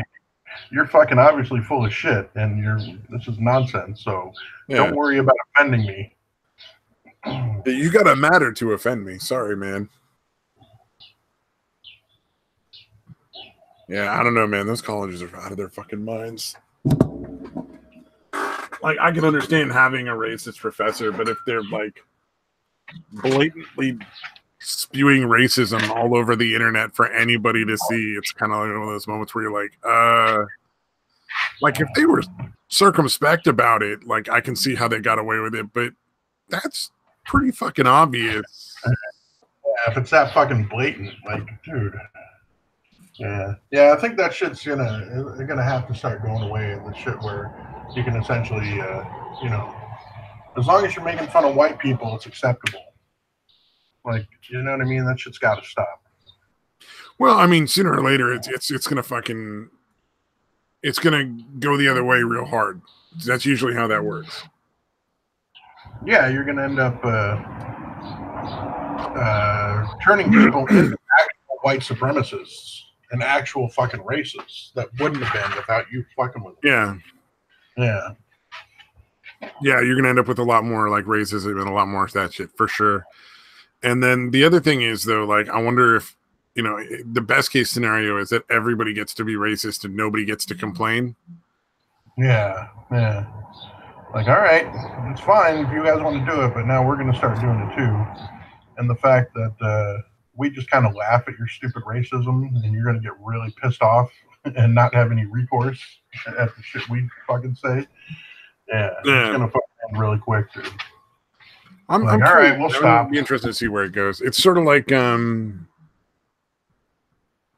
what do you call it? Like the I have a feeling the wall is going to get built. Like I'm curious to see how it goes after the wall is built because, and I don't mean like directly after, like during Trump's administration. I mean, like, are the Democrats going to like in 10 years be like, we're going to tear down the wall and shit like that? Or is it going to be like one of those cases where people are like, oh, well, I guess it's there. We'll never see it. We'll never talk about it again kind of thing. Or is it actually going to have a lasting effect on policy in general? Yeah. I'll be curious how it turns out, man. I mean, just to start with, it'll be a lot harder for Democrats to import votes. Right. Because that's a good portion of why they don't want the wall. Obviously, they want to import like more and more voters to vote for their stuff. But vast majority of them are going to be voting Democratic. Yeah. I think you get more harm when it's like things like the big Somalian invasion of like Minnesota and shit like that. Mm-hmm. Where they imported like 10,000 fucking people or some ridiculous number. When they do that from like refugees that aren't really refugees and don't belong here, even if they are. Right. Yeah, they're just importing them. Essentially terrorists. Futter Nuts did fucking China tear down their walls work. No, I agree with you, Futter. I don't want them to tear down the wall. I'm wondering if the Democrats are going to try that as like a tactic for their campaign. I don't think they'd ever spend the money. I think it'd be impossible to get the money for that. Because it might only cost like $4.5 billion to build it, but I guarantee it'll cost more to tear it down just for whatever reason. That always seems to be the case. Yeah, and it's working, as fucking Acosta so clearly pointed out. That was pretty fucking funny. Oh my god, that dude's so fucking stupid. God, good job, Acosta.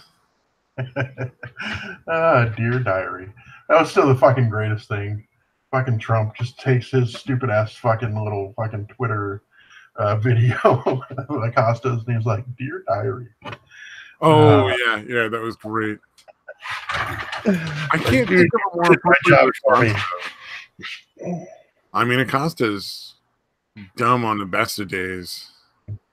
Yeah, he's so oblivious to it too, man. Like that fucking that delusional arrogance of people like him is fucking hilarious, dude. Like they have such confidence in their bullshit, dude. And they, you know what I mean? Like I guarantee you, even that doesn't fucking phase him. He's gonna come out and say so. I mean, I'm kind of glad because it's so fucking entertaining to watch that fucking idiot put his foot in his mouth over and over, like say with the AOC, Ocasio-Cortez.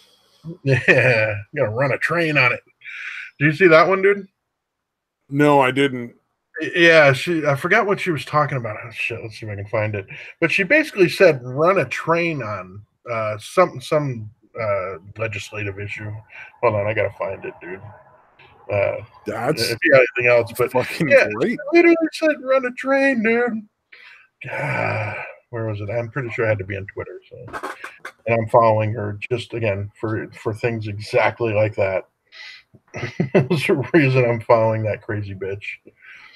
Oh, why wouldn't you? I mean, fucking run a train on it. Oh, yeah, here it was. Oh, yeah, here it is.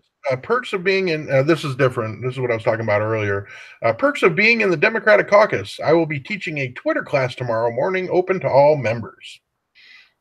Oh, so there isn't anybody who's necessarily signed up or asked for that. She's just going to do it. Yeah, well, somebody asked her to do it. You know, that much is for sure. And so obviously she gladly was going to comply. You're going to pretend I know what I'm talking about for once? This is awesome. Well, I mean, she does use Twitter. I guess that's all that's really to it. You know what I mean? Like, there's nothing. Any member that needs that course shouldn't be in public life.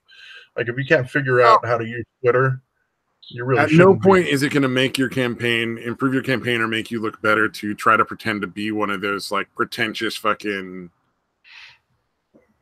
those like old people that try to talk like they're fucking 13, like using all the cool lingo and shit. Like, don't even bother. Just fucking, type what you want.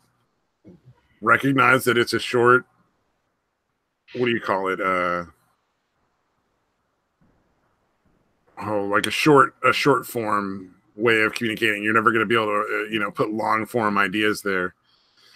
And if you're doing like multiple tweets, nobody's going to read them. So it's fucking a waste of your time. Like Trump does it all the time. And I'm always just like, fucking why, dude? Right. Just make one tweet and be done with it. Like, that's where you shine, is making fun of people. Don't try to really get a message across.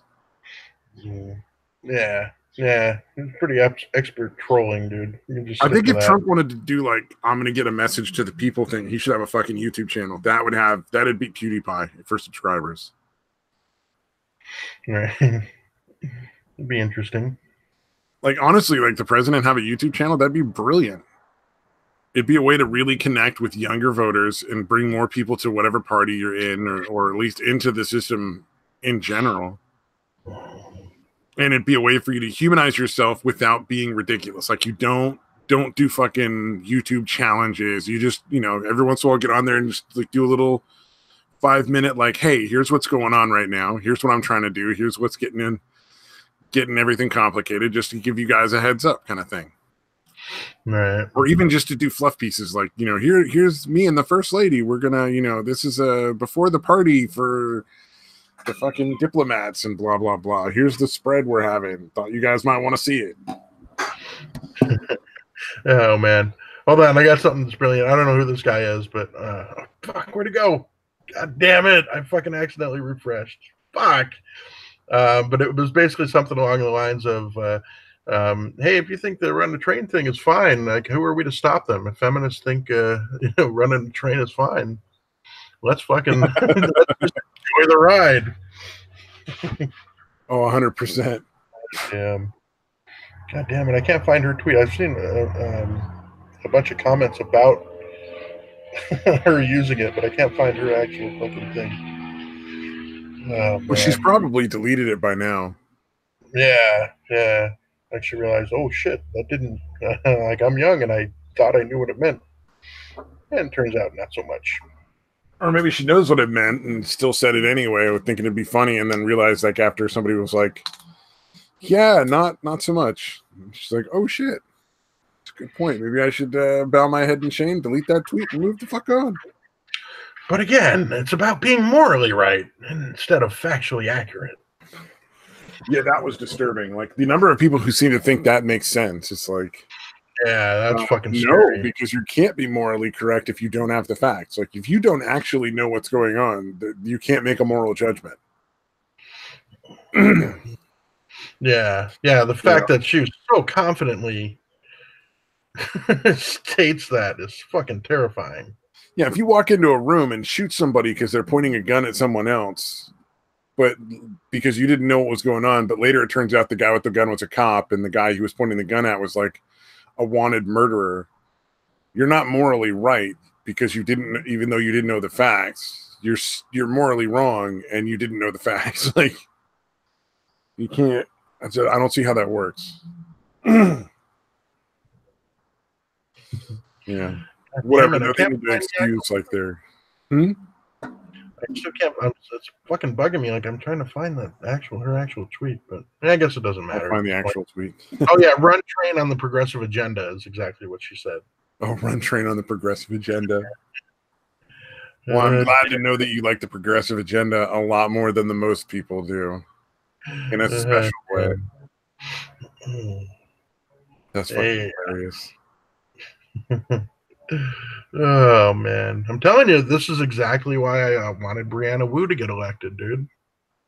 Again, they can serve in the fucking house where they can't really do any significant damage, and the fucking the comedic material out of them just being fucking crazy is so worth it. Again, no Senate. They can't be in the Senate where they might actually be able to get something accomplished, but they can be crazy in the House, dude, just for the entertainment value alone. Oh, I think it'd be less tolerated in the Senate. Yeah, well, again, you're representing essentially the entire state instead of just a district within the state. You know what I mean? Like in the House, you're essentially at the very minimum half. Yeah, you get two for each one, so you're essentially representing half the state. But it's just two senators representing the whole state, really. Well, essentially, I think though, like I'm saying, I think the other senators for her party would be like on her hard. Yeah, they'd be like, "This shit isn't gonna fly. This is not kindergarten. This is the big leagues. You gotta fucking stop playing around." Mm-hmm. Oh my god, dude, she's really like, people are trying to say the run train, that's not what it means, or that it has another meaning. I don't really know that it does, dude. No, at no point does it have any other meaning. That is the only meaning. Yeah.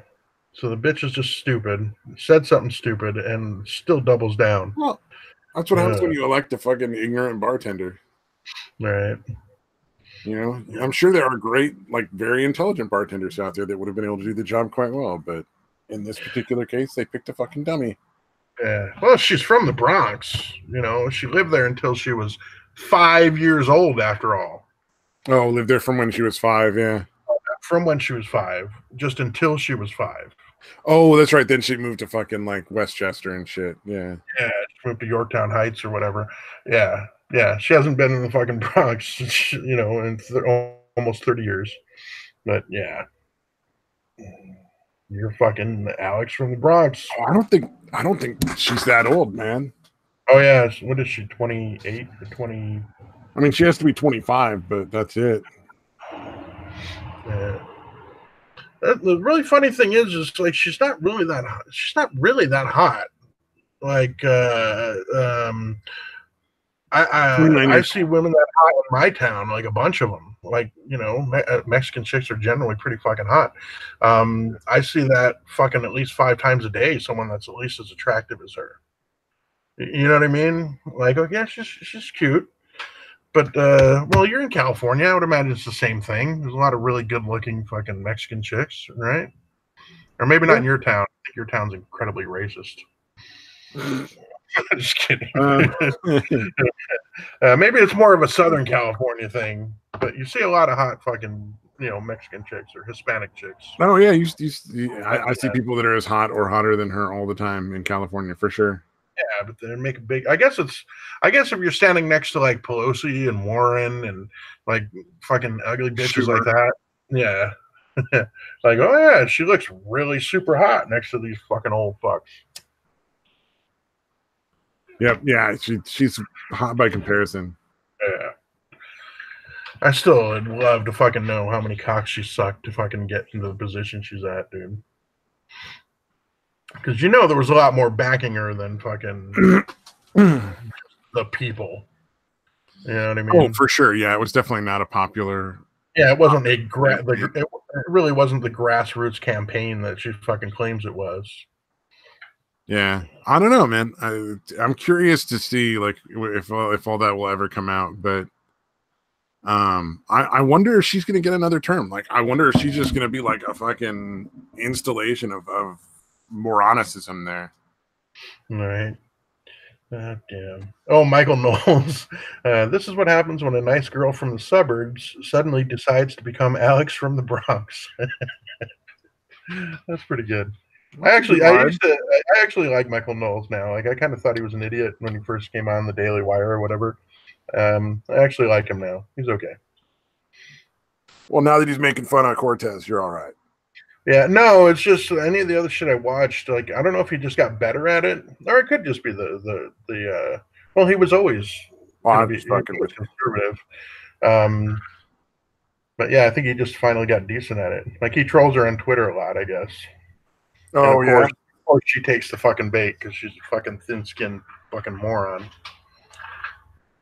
Yeah, I don't know why some people rise to Twitter like bait. Like, that's funny. Yeah, I mean, it's happened to me a couple of times, but usually is a pretty short duration. Like after like 20 minutes, and I'm like, all right, this is fucking stupid. Yeah, because what are you gonna do? Like insult people back and forth, and nobody really cares. Yeah, call me a fucking. One of them was dude was trying to give me shit because all I did was point out that the Electoral College. This was shortly after Trump got elected.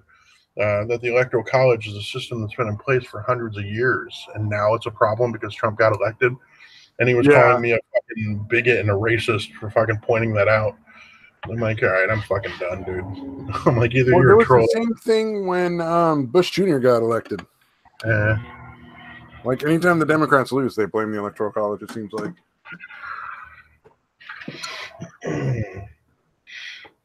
It's like at the end of the day, it basically keeps civil war from occurring. So I think we should probably keep it. Yeah, otherwise New York and California would dictate who's the president every fucking time. Yeah, they already have a fucking huge influence on it anyway. Yeah, and they're not.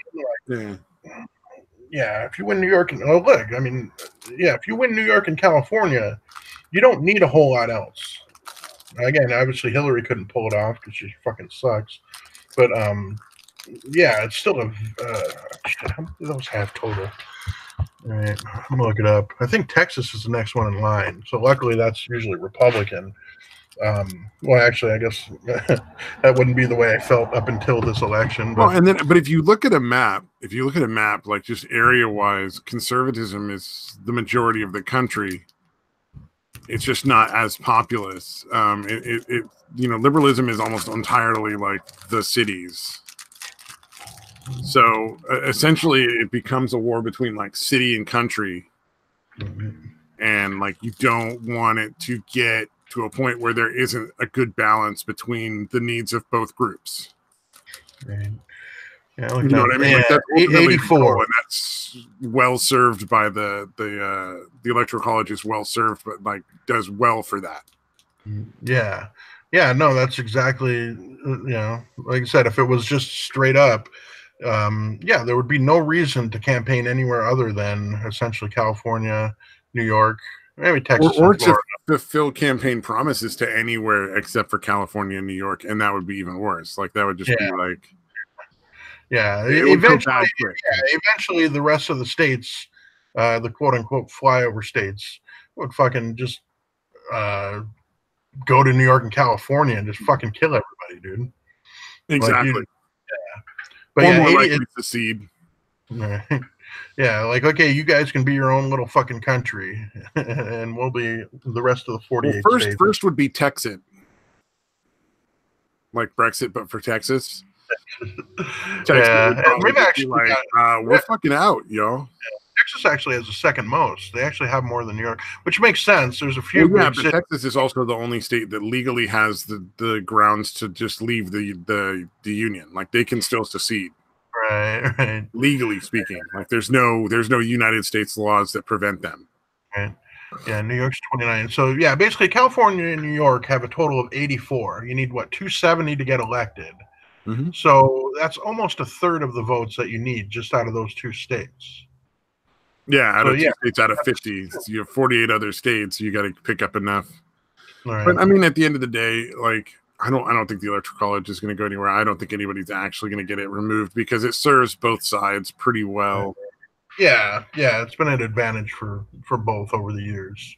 It's like the fucking news is ramping up this Russia bullshit because I guess Mueller's investigation is going to be closed in a couple of weeks. Mm-hmm. So they think, I don't think it's ever going to fucking end while Trump is in office. It's too much political capital to like not keep it for all 8 years if he gets the second term, which I'm pretty sure he will. Yeah. They're going to keep it going for all 8 years because it's too easy to just be like, well, he's a Russian spy. Yeah. They don't want that thing to ever actually come out. He's Putin's puppet. Like it is amazing how many people hard on the news right now because they want to first of all they want to make sure nobody's paying attention to the yellow vest revolution at this point. Honestly, I don't know that it's necessarily a protest anymore. It's pretty fucking huge. it's pretty massive, and they've gotten one person to stand down in one of the countries. So, like, I think France, I don't think they realize that Macron is not going to step down. Yeah, he's I don't think oblivious. he's going to step down. I think they're going to have to fucking pull him out of the office and kill him. Yeah, he's actually like inciting them, dude, like a fucking idiot. He's like antagonizing them. Well, he's trying to find a way to justify like military action. Yeah. I wonder if the military would actually fucking carry out that order or just fucking go Hard to full say, through. man. Hard to say. I don't know France well enough to know if their military would be split on that. Would both sides end up surrendering? Yeah, would both sides surrender. Honestly, though, I think if you're going to go for like historical mockery, like these motherfuckers made the guillotine, like bring that shit back. Yeah, it was good enough for you. your You don't even necessarily have to use that shit. Just build one in front of his fucking office and watch him be like, man, maybe I'll be done. I'm done. We're cool. Yeah, okay, I give up now that you're actually going to string me up and chop my fucking head off. Yeah. Like, they built a fucking guillotine in front of my office. I'm done. All right. I wonder if even then he'd be like, you guys don't. You guys aren't going to do nothing. The military will support me, surely. Yeah, that's always the question, because if the military, it's tough because you have they're trained and indoctrinated in a specific thing, so they may support the government, but then again, like they may be like, you know what, we don't want to take your fucking orders. Yeah. It's like civil war in the U.S. If there became a point where like there was a revolution, some of our military is absolutely going to support the government. Some of it is going to just walk away from the military and join the revolution. Yeah, and there will be spies on both sides from the military, essentially. Yeah, I think most of the generals would probably not support the Democrats. I don't know. I guess it's tough to say. You got to keep in mind that essentially they take an oath to protect and enforce the Constitution. Yeah, to uphold the Constitution. Yeah. And I'm pretty sure, even as political as the generals are, you don't get to that level without really taking to heart that whole oath thing and what your job is. Like, you have to really mean it. Right. So it would all come down to what the circumstances are. Most likely they tried to impeach Trump right now. I don't think that they would side with the Democrats, because I don't think, well, I know there's no evidence. There's no grounds to remove the president from office. Yeah, that's what I'm saying. I can't justify it for Democrats in this situation. But there might be other circumstances in which they'd be like, no, we'll support the government. Mm-hmm. That might cause civil war. They might, decide to support the government. I don't know. I mean, Kent State, like, they fucking shot a bunch of civilians there. Yeah, although that was in the '60s, right? That was a long time. That was in the '60s, and it was a small group of people that were like getting violent and shit. People want to claim that the hippies were all about peace, but they got violent a lot. Right. So, like, they bombed shit. They fucking started fires. They were not as peaceful as the fucking propaganda would have you think. Trying to think. Yeah, with Trump, I think the majority of the military would side with Trump. I don't think that but that in and of itself is dangerous in its own right. Like, then does he become like a dictator? Yeah. How does that work? Right. Yeah, it'd be tough to know what he would do, like, if he thought he could. You know what I mean? Although I think he still wants to be adored, like, not like, Hillary wants to be feared.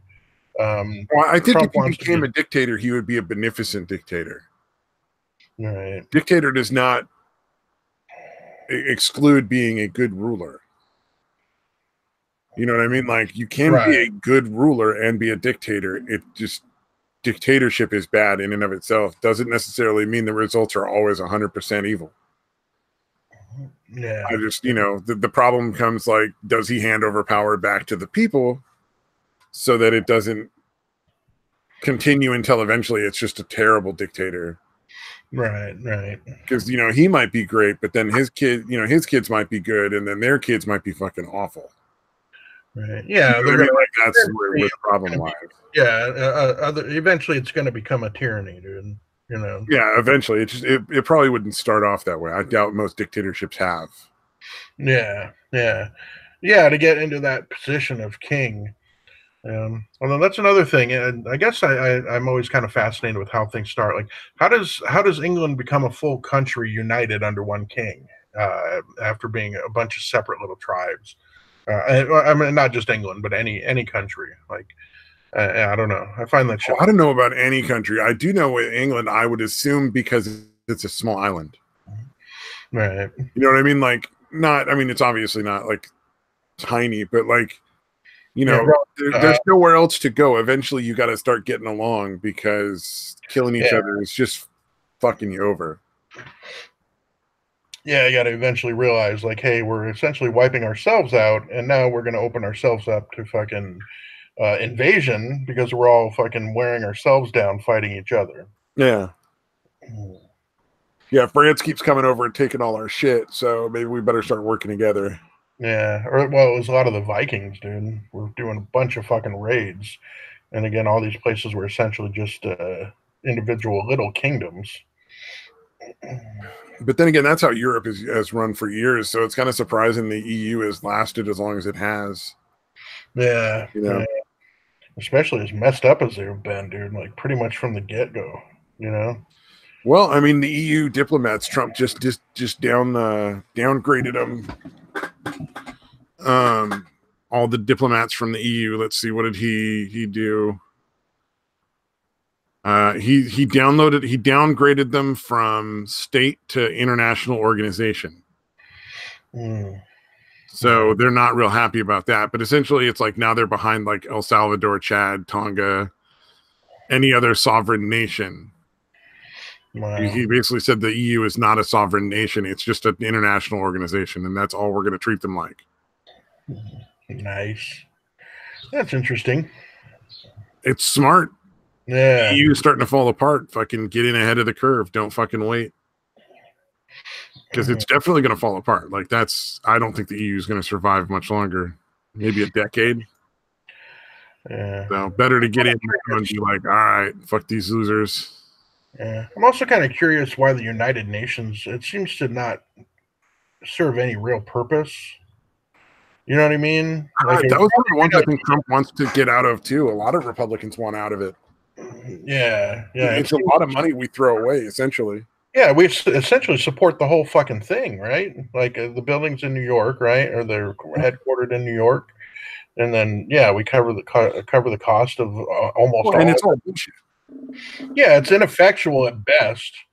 And their human rights fucking committee is made up of some of the worst offenders of human rights in the fucking world.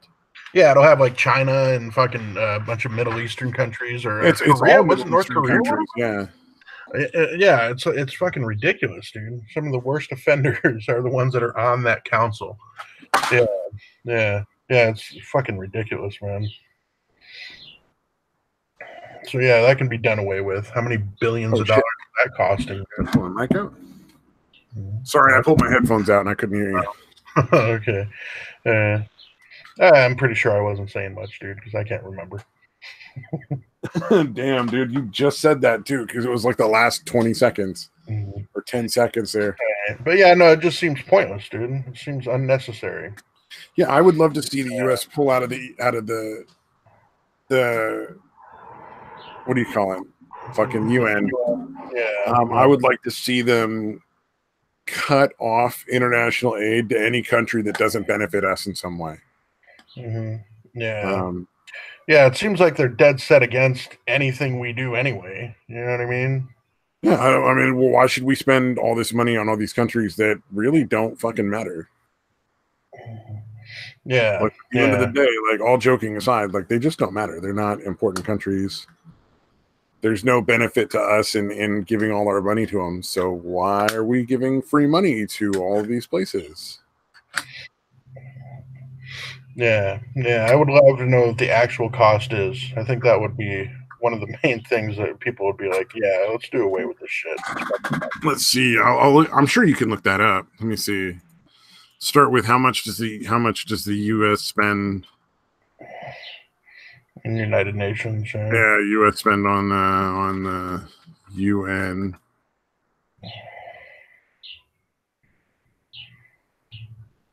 Let's see.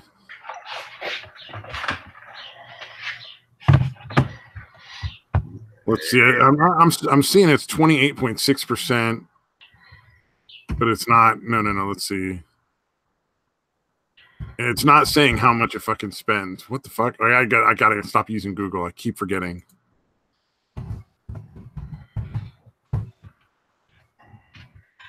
Of the $10 billion the U.S. contributed to the United Nations in 2016, $4 billion consisted of assessed payments, $6 billion was voluntary. So $10 billion the U.S. contributed. And roughly, yeah, we'll call it like $10 billion a year. Yeah, that's a pretty huge. That's a pretty significant amount, dude. I'm seeing a lot of things that say like 4 to 5 billion.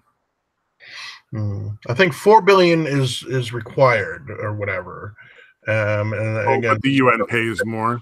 Yeah, that says again. That's what mine says here. The U.S. contributes $10 billion. $4 billion is assessed payments, which I assume is what they've already agreed to, and then they somehow, for some reason, contribute another $6 billion. So yeah, a total of 10. All right. So how much money does the U.S. pay in foreign aid? Oh Jesus, dude. I bet it's like a fucking almost like what 500 billion or something. I would guess $500 billion, dude. Let's see. They're claiming, this website's claiming it's 1% of the 4 trillion of the federal budget. I don't think that's correct.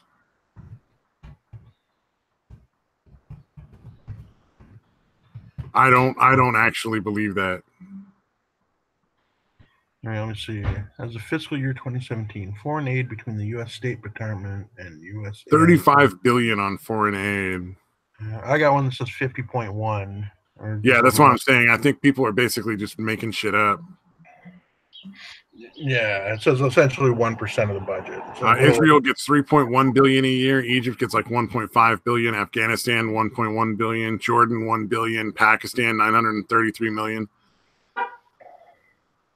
Oh wow, it's a lot. Yeah. And that's the thing. If we're because we borrow money from people for some reason, right? Stop borrowing money. Stop paying foreign aid. Yeah. Because it's essentially a wash. It ends up being a wash. Essentially, it seems like. Yeah. Well, I mean, all they do is complain. Nothing out of it. That's what are they going to do if we stop paying? Fucking have a war with us? Yeah, what, are they going to invade our country? Honestly, though, I think it's like welfare. I really do. I think I had this conversation already once. Yeah, I think we talked about it last week a little bit. Yeah. Because we're like, yeah, what are they doing with it besides lining their own pockets? You know? It's like welfare. There's no motivation for them to improve, how their countries are run or their economies if they, get free money all the time. Yeah. Why would they? Yeah. Why would you? Yeah. If you're just gonna get these huge handouts.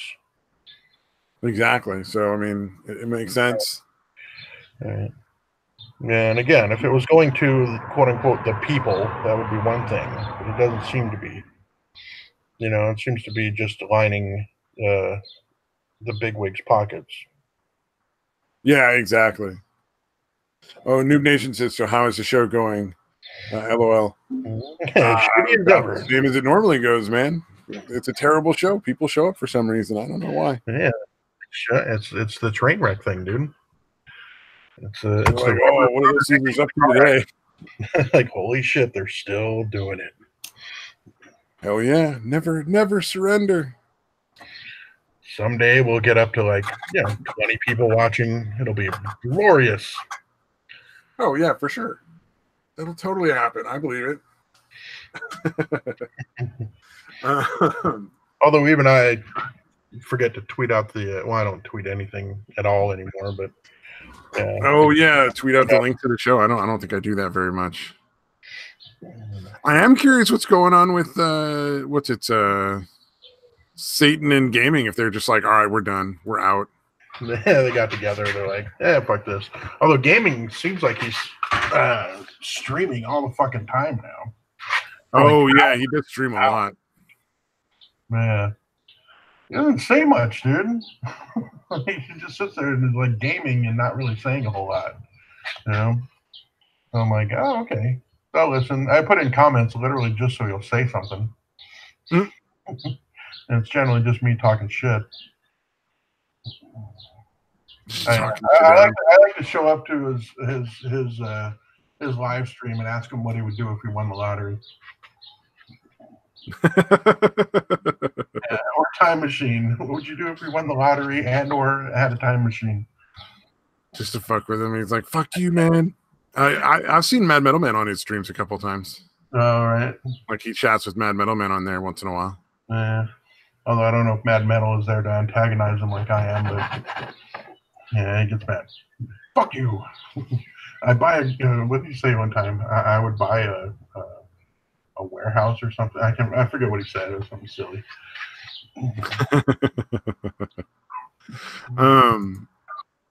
Oh, what is it? You know what we need to do? We need, if we want to make the show really successful, we got to start getting into like that white supremacy bullshit to fucking like racial IQ and racial like but let's do it all. Like let's not just do one of the cult things. Let's do all of the cult things. So there's the racial IQ stuff, race realism. We'll want to start like we don't have any ladies on the show, so we'll start doing some MGTOW stuff. And then to top it off, like a little cherry, we'll do the like clean your room. This is how to get your life in order. Like self-help guru bullshit, like fucking Peterson. Let's do it. I think that covers all the bases of like silly shit that you can find to get into. I think we should find stuff that is obviously contradictory too. Like ideas that obviously contradict. Like have stances on shit that doesn't make any sense. Like you can't believe this and this, but no, we're doing it. Yeah, well, we got it. We're going to completely ignore the contradictions. IQ is what matters. That's the thing that really makes the difference in society. So you got to get rid of these races, despite the fact that if you were to take the highest IQs, you would still have a mixed race group. All right.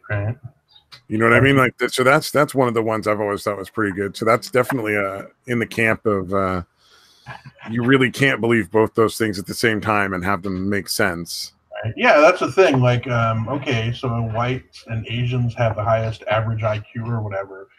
Why not just say fuck it to race? And again, if you have a high enough IQ, you get to keep living, or whatever color you are.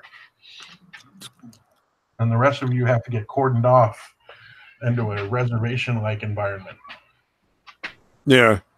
Well, I mean, that's one of those things where like correlation and causation do not necessarily mean the same thing when it comes to interpreting data and like that whole thing with the race realism stuff. Yeah. Although it's funny as fuck to watch on Twitter. Like watching Molly go on his little tears. Like the most recent one I remember that he was really on was like women should never move out of the house. They should just have babies. If they're unhappy, it's just because they haven't had a kid and they don't like have a husband to take care of them. And he was on that for like a good while. That was pretty fucking entertaining because a lot of people got real mad over that, and I'm just like, he's fucking dumb. Who cares? You know, like. Yeah, and dude, I just find it. It's so obvious the dude wants to run a fucking cult. It's fucking weird to me, dude. Like you guys are essentially like he wants to be a cult leader, dude. Like it's pretty fucking obvious to me. Oh yeah, for sure. She still complains. I don't ask this every time, but anybody that watches him regularly, does he still bitch if you don't if you don't give him any money? Oh, I have no idea. I don't know, man. Anybody in the chat knows, I'd be curious to know if he still does that. I don't want to watch this stuff anymore. If you're watching my stuff and you're not contributing, you're stealing from me. I get enough laughs at the Twitter stuff, and once in a blue moon, I'll see like a video where he's going off on something, and it's pretty funny because he's just so silly. But like anything, oh, go ahead. Go ahead. I was just to say, like anything that wants to absolve you of the responsibility for your own place in life and your own mistakes and shit is obviously a cult. Right. And in his case, it's like, well, it's not your fault that everything's going wrong. It's low IQ black people that are doing it. Right. So you don't have to actually take any responsibility for your life being shitty. It's just an effect of the greater problem of that group of people. And it's like, all right, well, obviously we know you're full of shit. Like that's a silly thing. Yeah, the key to happiness in life is finding another group to feel superior to. Yeah, exactly. As long as you do that, you're fine. Just not my group. Yeah, it's a fucking really dangerous fucking line of thought. Like, yeah. Dude, if you need to feel superior to other people, you know what I mean? If you need to denigrate some other group or even individual people, whatever, to feel good about yourself, you're miserable. You're a miserable fucking person. Noob says, "Is he wrong?" Lol. JK. There is like a lot of crime in black neighborhoods, but I do think that honestly, it's poor, dude. It's more poor. Yeah, economic status. There's going to be more crime in anywhere there's more poverty, but also, hold on, my brain fucking stopped working in the middle of that. Yeah. So again, it's more of a class thing, I think, than race. I think. So you know, like school shootings they're down. There's less school shootings than there really like there were like a couple of years ago. Like it's steadily declining. Right. But they get so much more coverage that everybody thinks like, oh my god, they're happening all the time. It's the worst it's ever been. Like no, it's always been. I think it used to be way worse. What happens is like there's more and more crimes that are flat out racist attacks on white people from black people. And those are being basically amongst the race realists, those are being publicized so much that people think that kind of thing is super common. And it's really not. Like it is on the rise, but it's not like, oh my god, it's happening all the time, every day. Right. And so they're kind of making a mountain out of a molehill there. Like, and granted, the molehill is still a problem. I mean, racism is not good, but I think they're playing it up in order to get more and more people to give them money and to like listen to what they have to say, and it's not necessarily as intelligent as they make it sound. Yeah. You know, I think Molyneux's a very smart man. I'm sure, like he's turning a profit off of a very silly, very unrealistic point of view. And he's turning a real big profit off it, I'm sure. He's making enough to support his family, so. Yeah. But yeah, it's a lot of it shit's just nonsense, dude. Oh, yeah. Well, I mean, look, you can't solve the fucking world's problems by people getting married and having kids. That's not... If everybody just got married and had kids, the world would be better. It's like, that's not really true, but okay. And wasn't that Hitler's fucking idea? Maybe not getting married, but definitely having more little Aryan babies, you know. Hitler's idea was to breed more good people to get rid of the bad people kind of thing. It's awfully close to that.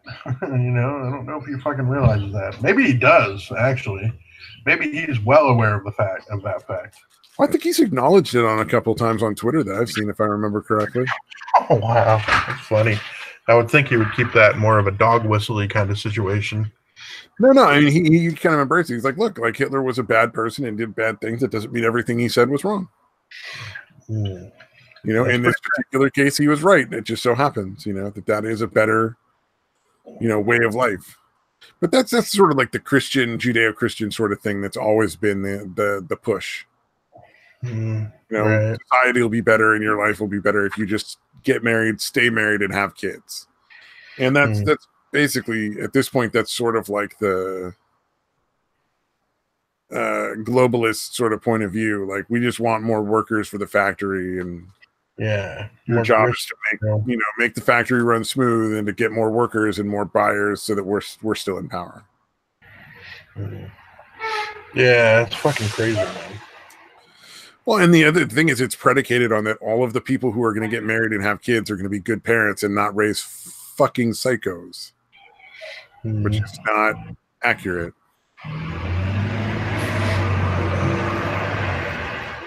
Oh, somebody's running something over there. Oh shit! Yeah, a bus just came by. I have the garage door open. Don't worry about it. The whole time. I mean, with the quality of this show, I don't think we have to. Yeah. A little bus noise is really not the biggest problem. I mean, I run it so shitty to start with, so. Yeah, I can only improve the broadcast at this point. Yeah, pretty much. It's just like, oh, there's depth to the sound now. You can hear traffic noises in the back. Although this is the time, I probably should shut the door. I'll shut it here in a minute because we are going to get more and more buses coming by here. Oh no! So you're not too far out in the country then, because you got buses coming by.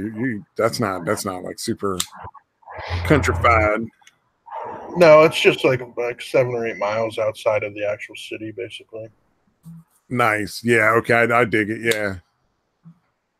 We almost rented when I was moving out with my friends when I was like 18, and we were looking for a house to rent. They didn't do it, but we almost rented out a house that was fully furnished and like out in like not like out in the country boondocks, but like outside of the city. And it was like, that would have been amazing. And I think that my roommates were dumb as fuck for not going for that one. Yeah, it is nice. You paid for the internet as part of the rental agreement. Like the internet was included. Yeah, it's not bad. No, it wouldn't have been at the time. This would have been like 98. Yeah. So, and that was when if you lived out in the boonies, like you didn't have any internet. So we were close enough to have like full on internet. But like, I guess they didn't want to drive the extra like 5 minutes to work. Right. Yeah. That people's perspectives on that, like depending on where you live, is really weird. Like up in like the Phoenix area or LA or that kind of place, like, driving 20 or 30 minutes is really no big deal. Like when I worked up in Flagstaff, I'll be, and I was working in the mall, I'd be like, oh, okay, well, to get switched out, you got to go to the other store. They're like, I got to drive all the way across town. Like, yes, you have to drive 6 minutes to where the store is. Yes, that's what's going to happen. Like, you know what I mean? It's like literally less than 10 minutes away. Like, oh man, if I could live way out in the country and it made it so I had to drive a fucking hour to get where I need to go every day for work or whatever, I'd absolutely do that. Yeah. Just the fact that when you get home, you got nobody fucking to bother you. Right. You know what I mean? Like there's no neighbors like anywhere close to you. People are more generally pleasant when you do run into them.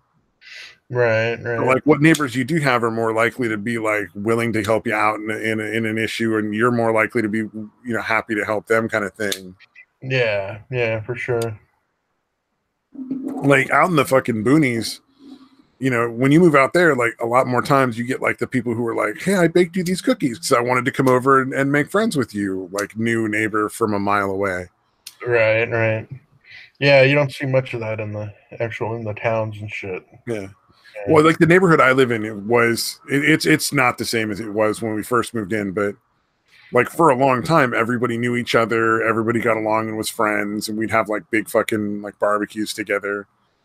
A lot of the people that were initially part of that moved out, unfortunately, so I think it's not going to be the same anymore, but it was pretty fucking nice while it lasted, man. It was really cool to be like, hey, how's it going, man? I know you.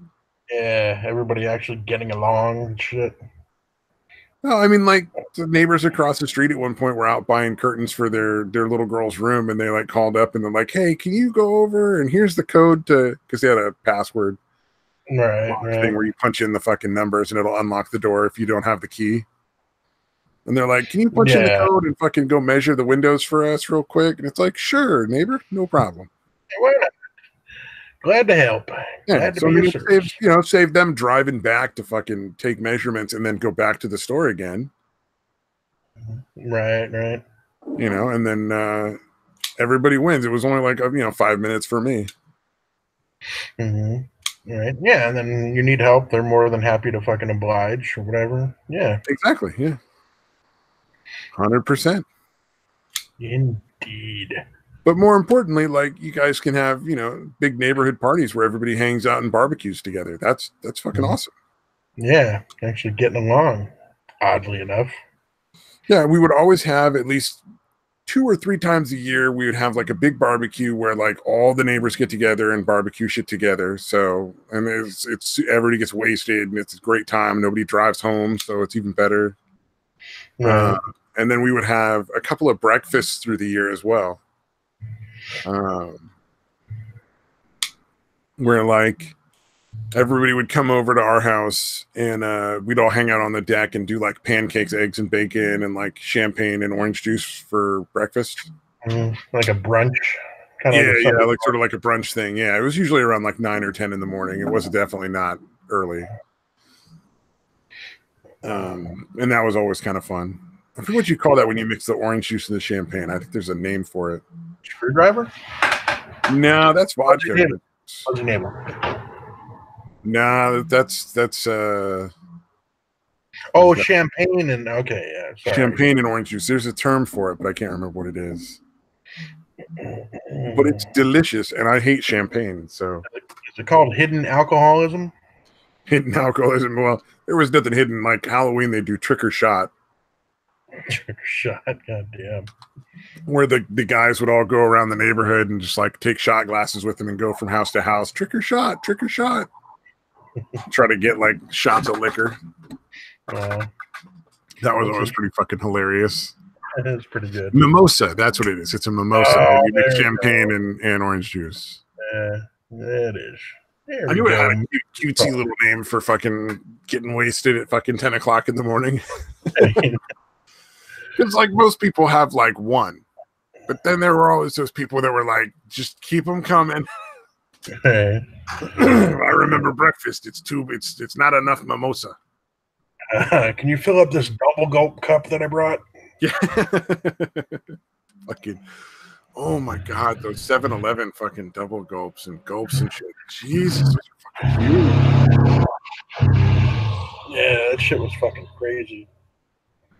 Oh, you remember the fucking like 1 liter cup you get for KFC? I think it was. I don't know if they still do that, but I remember seeing that once when we ordered soda or something from them. I think was it? No, it was like Pizza Hut or some shit. No, it was just a huge like a fucking 1 liter cup, and it was for like one person. Wow. Although, how much is in a liter? Yeah, well, come to think of it, like you have the Thirst Busters. I don't know, you guys have Circle K's out there? It's essentially like a 7-Eleven. But yeah, they have like the 44 ounce. I mean, that's more than a liter. 2 liters is 68 ounces, so it's essentially, 34 ounces is 1 liter, right? Yeah, roughly. I think you're right. So yeah, if you get a 44 ounce cup from 7-Eleven, Circle K, Quick Trip, whatever, yeah, that's actually more than a fucking liter. Damn, dude, that's fucking crazy to me. Yeah, and yeah, a lot of the restaurants have gotten much bigger on their fucking cup sizes in the last. Oh yeah, I remember distinctly. Taco Bell at one point, like the small was like like about this, maybe the same size or a little bit less than like a can of soda. Mm-hmm. And then the medium was like a reasonable size, like it was like 14, 16 ounces or so. And then one day, like their small was like 20 ounces. Yeah, which was probably pretty much a large, not that long ago. And now their small was essentially what the large used to be, and then like their fucking large was giant. Yeah, because the large, most of the places now, a large is at least 32 ounces, so it's at least a liter, or essentially a liter. Wonder yeah, why obesity is a problem in the U.S. Like you're just fucking sucking down sugar water.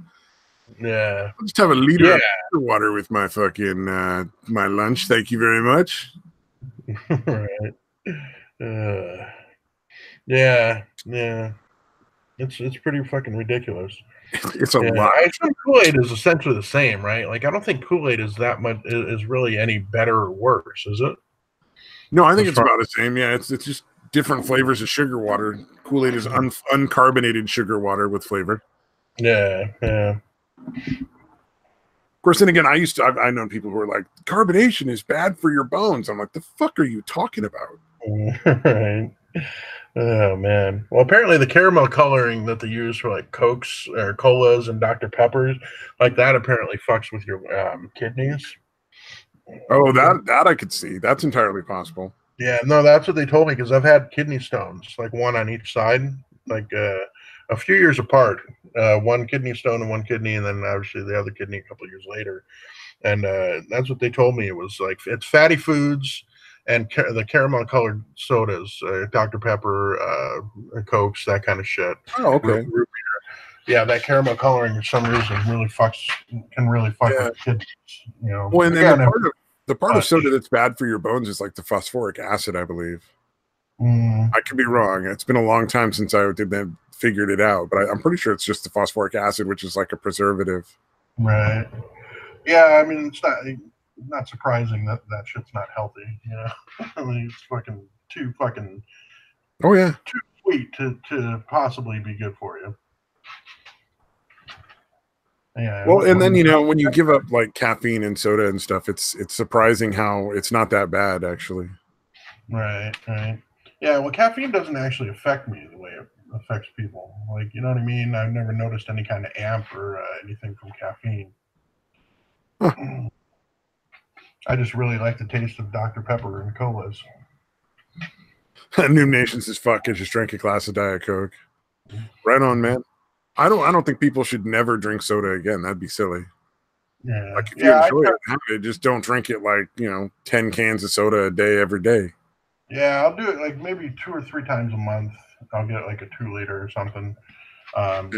Usually, if I'm cooking something, like I don't want to drink just milk or water with it.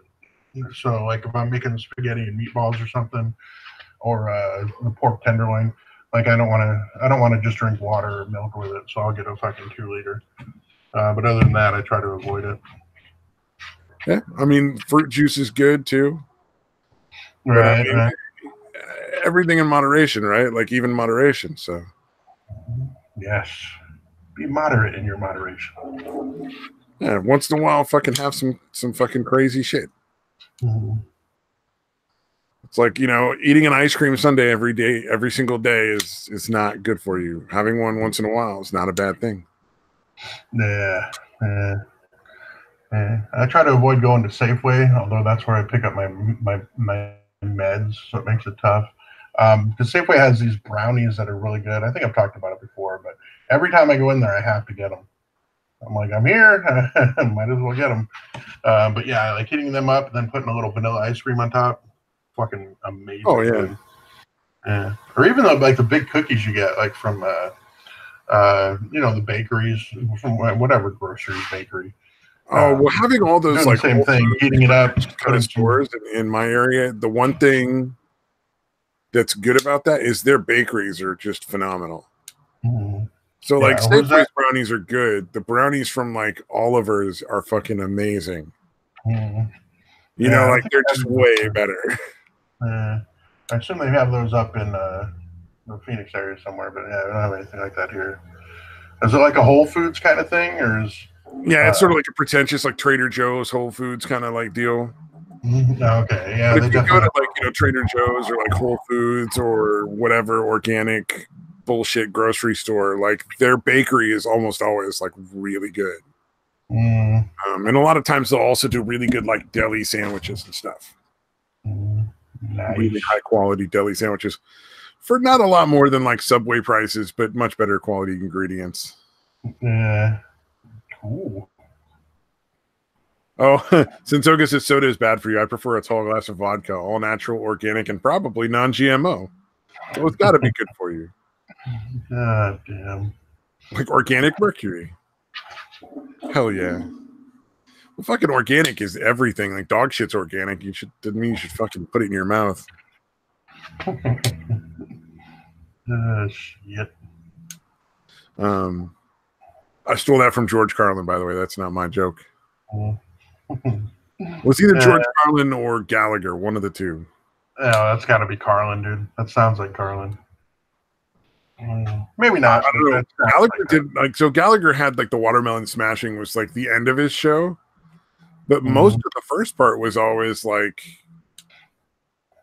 kind of intellectual. Like he'd go over like weird facets of how the English language worked. He wasn't totally a dumb comic. Yeah, he did kind of get typecast because of the fucking watermelon shit, but yeah, that's what made his fucking name. So he kept doing that because he wasn't dumb. He was like, yeah, that makes a lot of money. I'm gonna keep doing that shit. Dude, you should hear his. He walked out of doing Mark Maron's podcast. It was pretty funny because he's obviously really bitter, dude, about the fact that he doesn't get any HBO specials anymore.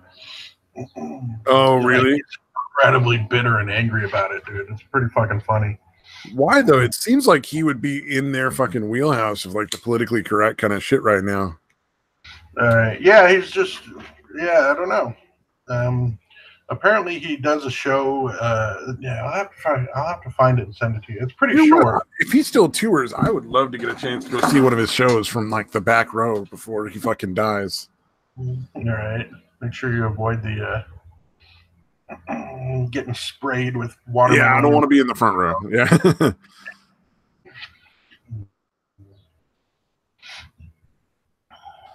All right, I'm wondering here. Let's see. He's still alive. 72 years old. Right.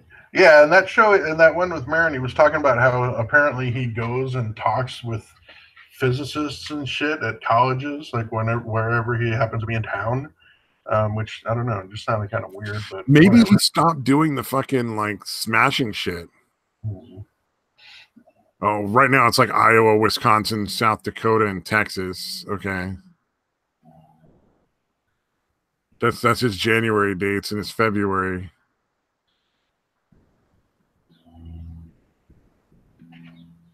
Darn. Let's see. Like college towns essentially, or oh no, he's coming to Vallejo. I could drive down there if I wanted to. Yeah, it looks like he's not doing a lot of real big venues anymore. Like a lot of casino shows, right? Art centers, that kind of place. Yeah, but I'll try to find that one and fucking send it to you because he's so like, why don't I get the special anymore? I'm going like fucking. Yeah, he's just so fucking bitter and angry that he's not as popular as he once was. All right, let's see what the tickets cost for this. That might be a big part of it too. If it's at a casino, usually they don't really charge a whole lot for that. It's more of an attraction to get you in the casino. You know what I mean? Yeah, exactly.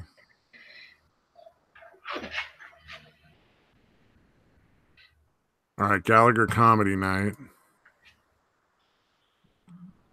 Let's see. $25 to $60. That's not bad. Oh, and it does have a smash zone. It actually warns you about. Okay. No, gotcha. So 72, and he's still fucking killing watermelons. Good for him. Yes, the Sledge-O-Matic. Oh, it starts at 8 p.m. The show doors open at 7. I can't imagine that he's still got a very young audience, though. Yeah.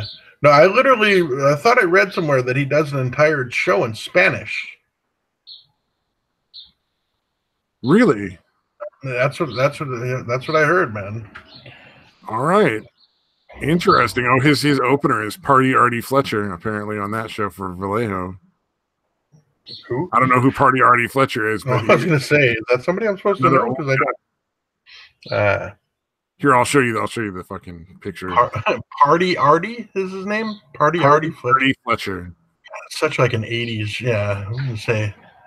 Yeah, well, I think this guy might have been cool in the 80s. Right. 30 years ago when his hair wasn't like white. Wow, the most unpredictable, unscripted comedy mayhem you'll ever see, Stabby. You gotta go to that. Honestly, I'm really tempted. I probably won't, but I'm tempted. Did he put the phrase "living legend" on his own? Yes, living legend Gallagher. He did name himself the living legend. All right. Congratulations on the living legend status you have bestowed upon yourself. It's okay. He might get more work if people didn't think he's already dead. I wasn't sure. The other thing is Gallagher had a big fucking issue with his brother doing his act. Oh, really? Really similar to him and would basically go around and just copy his act and shit. Interesting. So that did not sit well with Mr. Gallagher. Yeah, that's pretty understandable. And that was a big fucking stink that really made everybody look terrible. So yeah, that is pretty fucked up. Poor Gallagher. And technically his brother is Gallagher. He's just not the Gallagher I wanted to see. It's the other Gallagher brother. Yep, now it's too late. Well, and I guess they look similar enough that a lot of people didn't realize that they were going to the wrong show until like they were told, you know, like. Oh, like, what do you mean? That wasn't the Gallagher? I'm curious now if there's like images that show like him and his brother. Yeah, I would imagine there has to be some side-by-side picture comparison.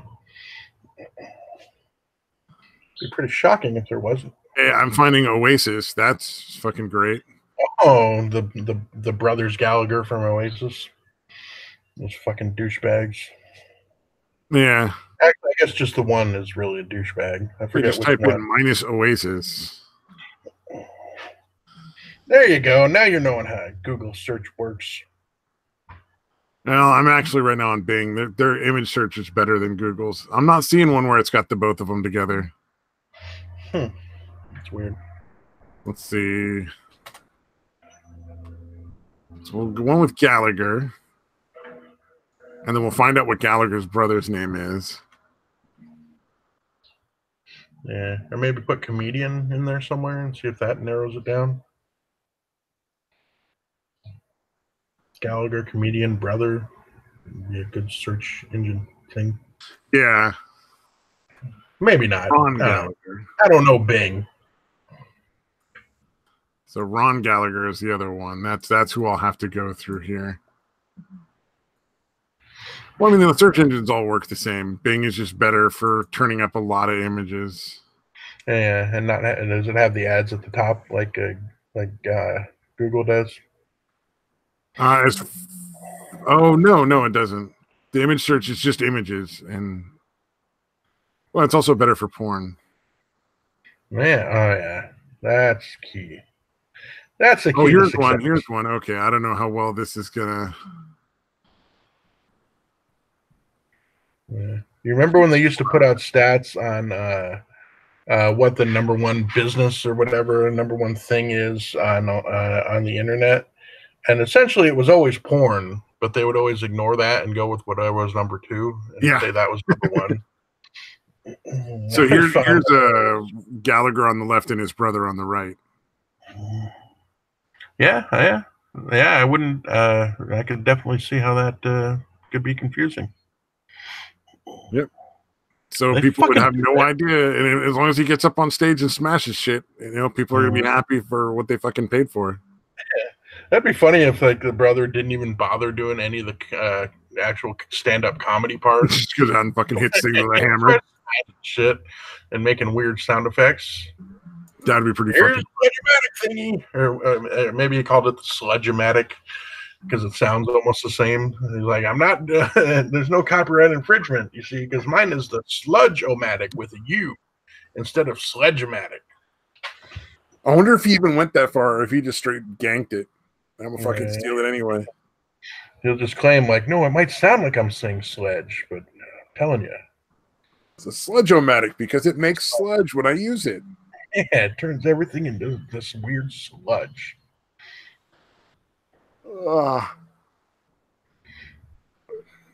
Damn, dude, I slept okay last night. I fucking took a nap when I got home, and I'm still tired. Probably just getting old, dude. Don't worry about it. Fucking, I know that. Ain't no doubt on that one, dude.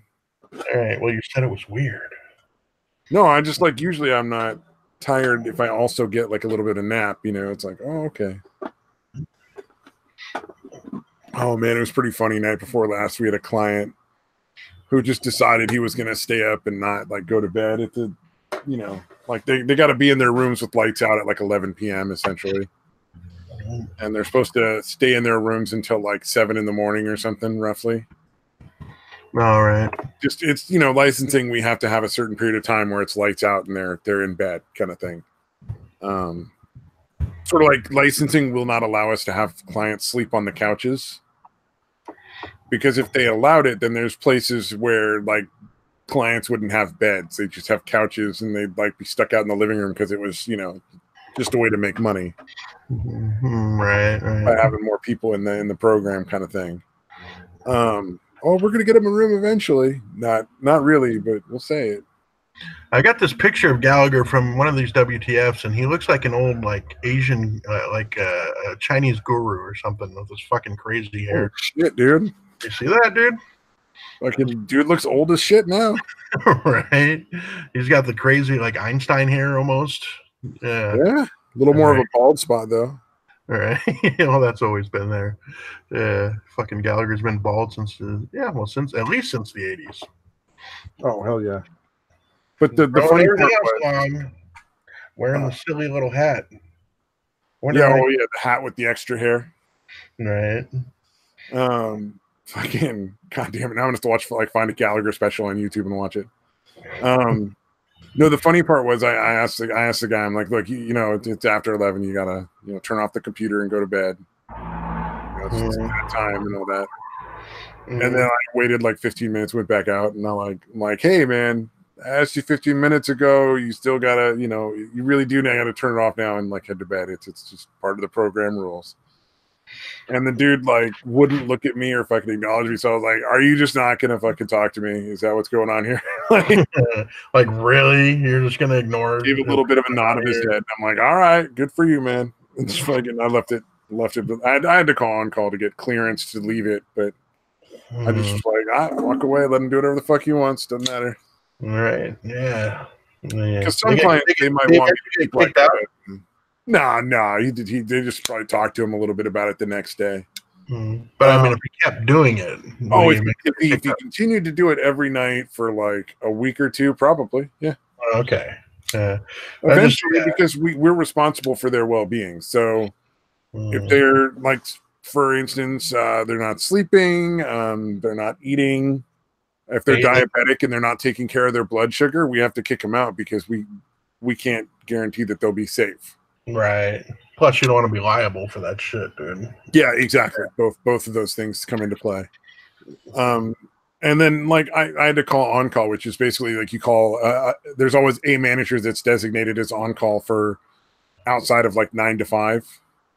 Right. So, like, I'm calling it like midnight. So there's just whoever the manager that got the lot for that week is to get clearance to not keep harassing the client or to have to do like hourly checks or any of that bullshit. Cause it's like, depending on the client, some of them, you might have to go look at them, like make sure they're cool every every hour or so. Yeah. Like if they might be potentially suicidal or something. Is that what it is? Yeah, exactly. Like, but this particular person, they're like, oh, he's just being a fucking ass. Yeah. You know, go to bed. Don't fucking worry about it. He'll go to sleep eventually. Don't waste your time. Yeah.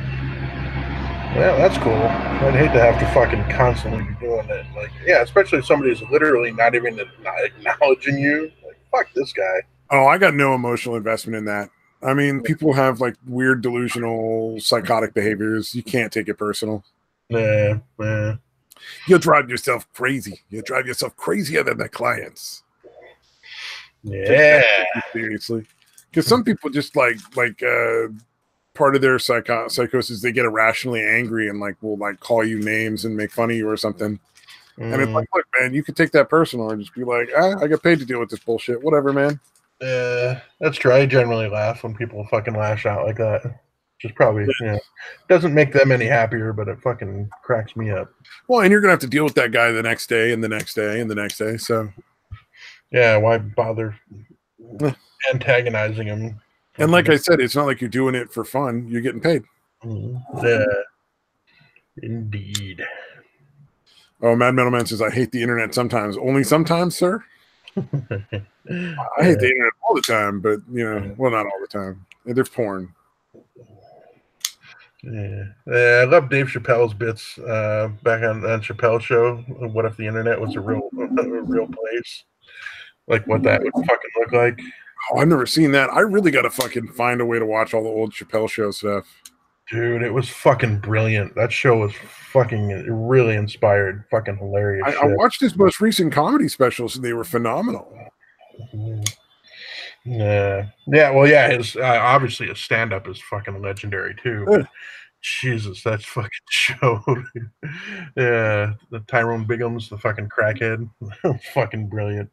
They show him apparently one time like to simulate shit they melted like a Snickers bar, but like the dude that was doing it like got chocolate and shit on his fingers, so there's like a thing that looks like a piece of shit down there, and the dude's like licking the chocolate off his fingers. So like if you're watching that and not knowing what's going on, it literally looks like he's licking shit off his fingers. Didn't they have one of the Toxic Avenger movies where somebody put a fucking Baby Ruth in the pool and the guy had to clean the Baby Ruth out of the pool and everybody was freaking out thinking it was a turd? He cleans it out and he's like, oh, Baby Ruth, and takes a bite and everybody just freaks. I don't remember. I've seen the Toxic Avengers, but it was a very long time ago. I was like literally a kid. I think that scene stuck in my head because I was like 12, I don't really remember much about that movie other than he carried a fucking mop around with him. More like Spurgey fucking overdue abortions running the worthless cocksuckers. Oh, goddamn. I'm not sure what that's in reference to. I'm sure it's merited though. For the internet. Oh, okay. Sounds very heartfelt. Well, if you're in an area where the internet is bad, it's fucking bad. And it's annoying. Yeah, even here, man, like fucking I don't like anything other than cable internet, and we have fucking DSL here, which is just shit. Like basically, it's constantly cutting out and constantly having to reset the fucking modem, like many times, like sometimes 2 or 3 times a day. That's why I'm surprised it doesn't fuck with the broadcast more than it does. Although I think it's got more to do with the time of days we do it. Times. Oh, to clarify, Mad Metal Man was talking about people that are just talking shit for no reason other than to talk shit. Oh, yeah. Yeah, those people there's definitely a lot of that going on online. That's why I stopped following like Failure and Tonka and Andy and all those people. Mm-hmm. Just like stop following them, stop watching their shit. Just because like it's like starting shit just to start shit. Well, like I hate to use the word because it's so fucking loaded because of fucking dumb feminists, but it's fucking toxic. Right. It's so toxic. Yeah.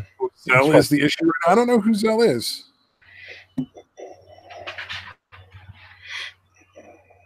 I'm unaware of that person. That person is not in my realm of knowledge. Yeah. Not that my realm of knowledge is very large. So, to be fair. Yeah. But the odds are they suck.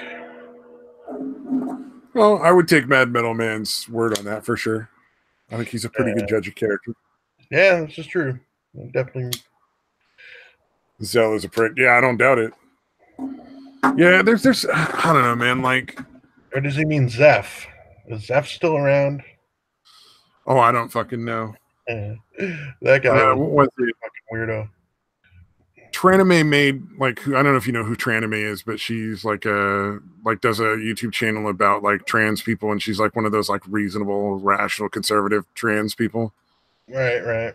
Sort of like Blair, but without all the bullshit stuff. Right.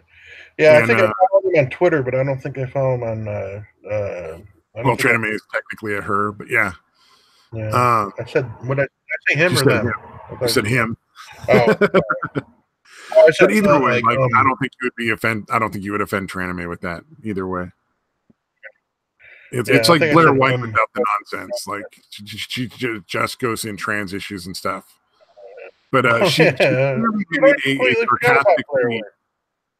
Or she made a very clearly sarcastic tweet, and like somebody, I don't remember who it was, took offense. Was like, here's her hate-filled commentary. You no longer follow this cunt, blah blah blah. And I'm like, that was obviously sarcasm. Like, yeah, how do you not recognize share the same point of view as you, and now you're just blowing this out of proportion and getting angry over fucking nothing.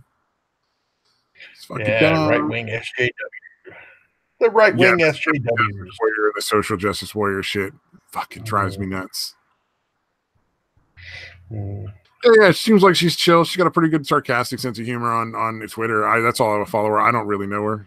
I've never talked to her myself personally either. Like I said, I'm pretty sure I was following her on the YouTube channel, but I don't think I ever. Wait, does she make videos? She does do videos, not with her face, with like an animated character. Right. Yeah, I think Zella's fighting with Hitsugi. Hitsugi's a sweetie. I don't know why anyone would fight with Hitsugi. Who the fuck is Hitsugi? She's been on here like once. She's like a nice lady. Yeah, she's a younger person. I don't know why anyone would fight with her though. She's such a nice person. She didn't really like go out picking fights or like starting shit. I'm gonna assume that. Well, yeah, Zella's a prick. That makes sense. Yeah, that makes Indeed. It'd be like Opal. Opal doesn't really start shit with anybody, you know? And people hate her, dude. God damn. Yeah. Weird. I mean, I get being kind of annoyed because of the act or whatever, but I mean, she was definitely, when she came on here, I was definitely getting a little annoyed with her. Because she was obviously just coming on hoping to get money. Like, you know what I mean? She kept mentioning how she was broke like 20 times. But, beyond that, I mean, it wasn't really. I can't fault somebody for wanting to not be broke. I really can't. Dude, almost everything she said came back to that. And I was like, dude, nobody here has any money. Like, it's fucking like, yeah. And then Sensoka's right. Nothing builds your internet following faster than internet drama. Sadly, these days, that is true. Yeah, indeed. Maybe that's what we're supposed to be doing. In addition to all the other stuff we talked about. Actually, we talk shit about everybody anyway. I don't know that we're really getting into internet drama, but we definitely talk shit about a lot of people. But I feel it's just us expressing our opinions. I think we talk shit about everybody, including ourselves, though, to be absolutely fair.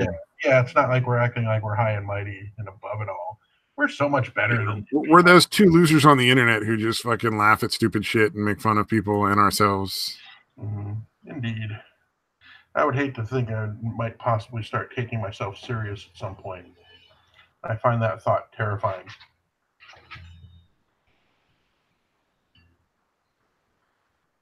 Oh, wow. So I'm seeing it now. Okay, I see what Mad Mel's are. Yeah, that sounds like Zella's being just a fucking prick.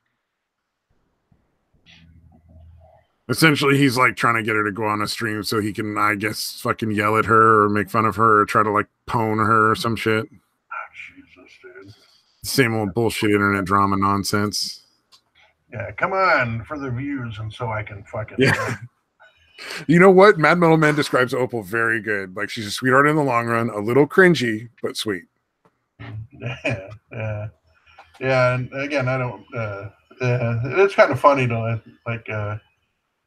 Well, the cooking thing, obviously, which I know she's playing it up. At first, I don't think she was, but I know she's played it up once she realized how much of a response it got. She's actually made some stuff that looks halfway decent. I think Opal was learning how to cook a little bit and showed some of the fucking disasters, but not all of what she was cooking. The jizz cake, dude, was probably the worst. But everybody's done that. Everybody's done that at some point or another where they frost a cake that's too hot because they're just impatient. And it fucking melts and all the air comes out of the frosting and it just turns into like a weird, creepy looking glaze. Yeah. Oh, Zell is trying to call Hitsugi out for being sexually assaulted. What? I don't fucking understand that either. That's fucking bizarre. Are they saying that she wasn't, or that she's lying about it? I don't know, man, but that actually makes me kind of want to fucking rip him a new asshole. Yeah, what the fuck? They're discounting it like big deal. So yeah, I don't know what it is, but that's not cool. Like, that's a trick. Yeah, it sounds awful.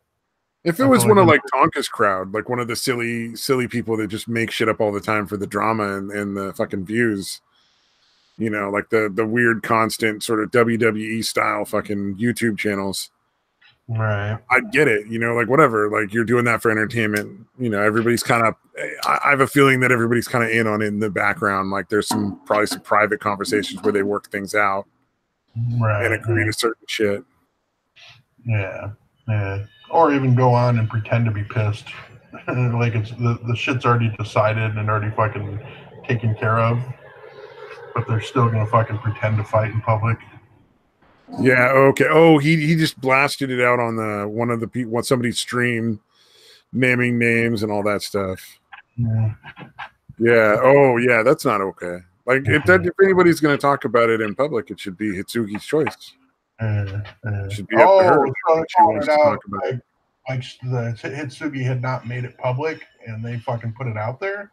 Yeah, I guess that's what it seems like. That's pretty fucking inappropriate. That's fucking horrible, dude. God damn. It also kind of sounds like he's talking shit about her at the same time in regards to that. Like maybe he's blaming her or claiming it's not whatever she says it was or some nonsense. Yeah, that is really weird. Like, why would you put that out there for somebody? That's fucked up. Yep, I don't know.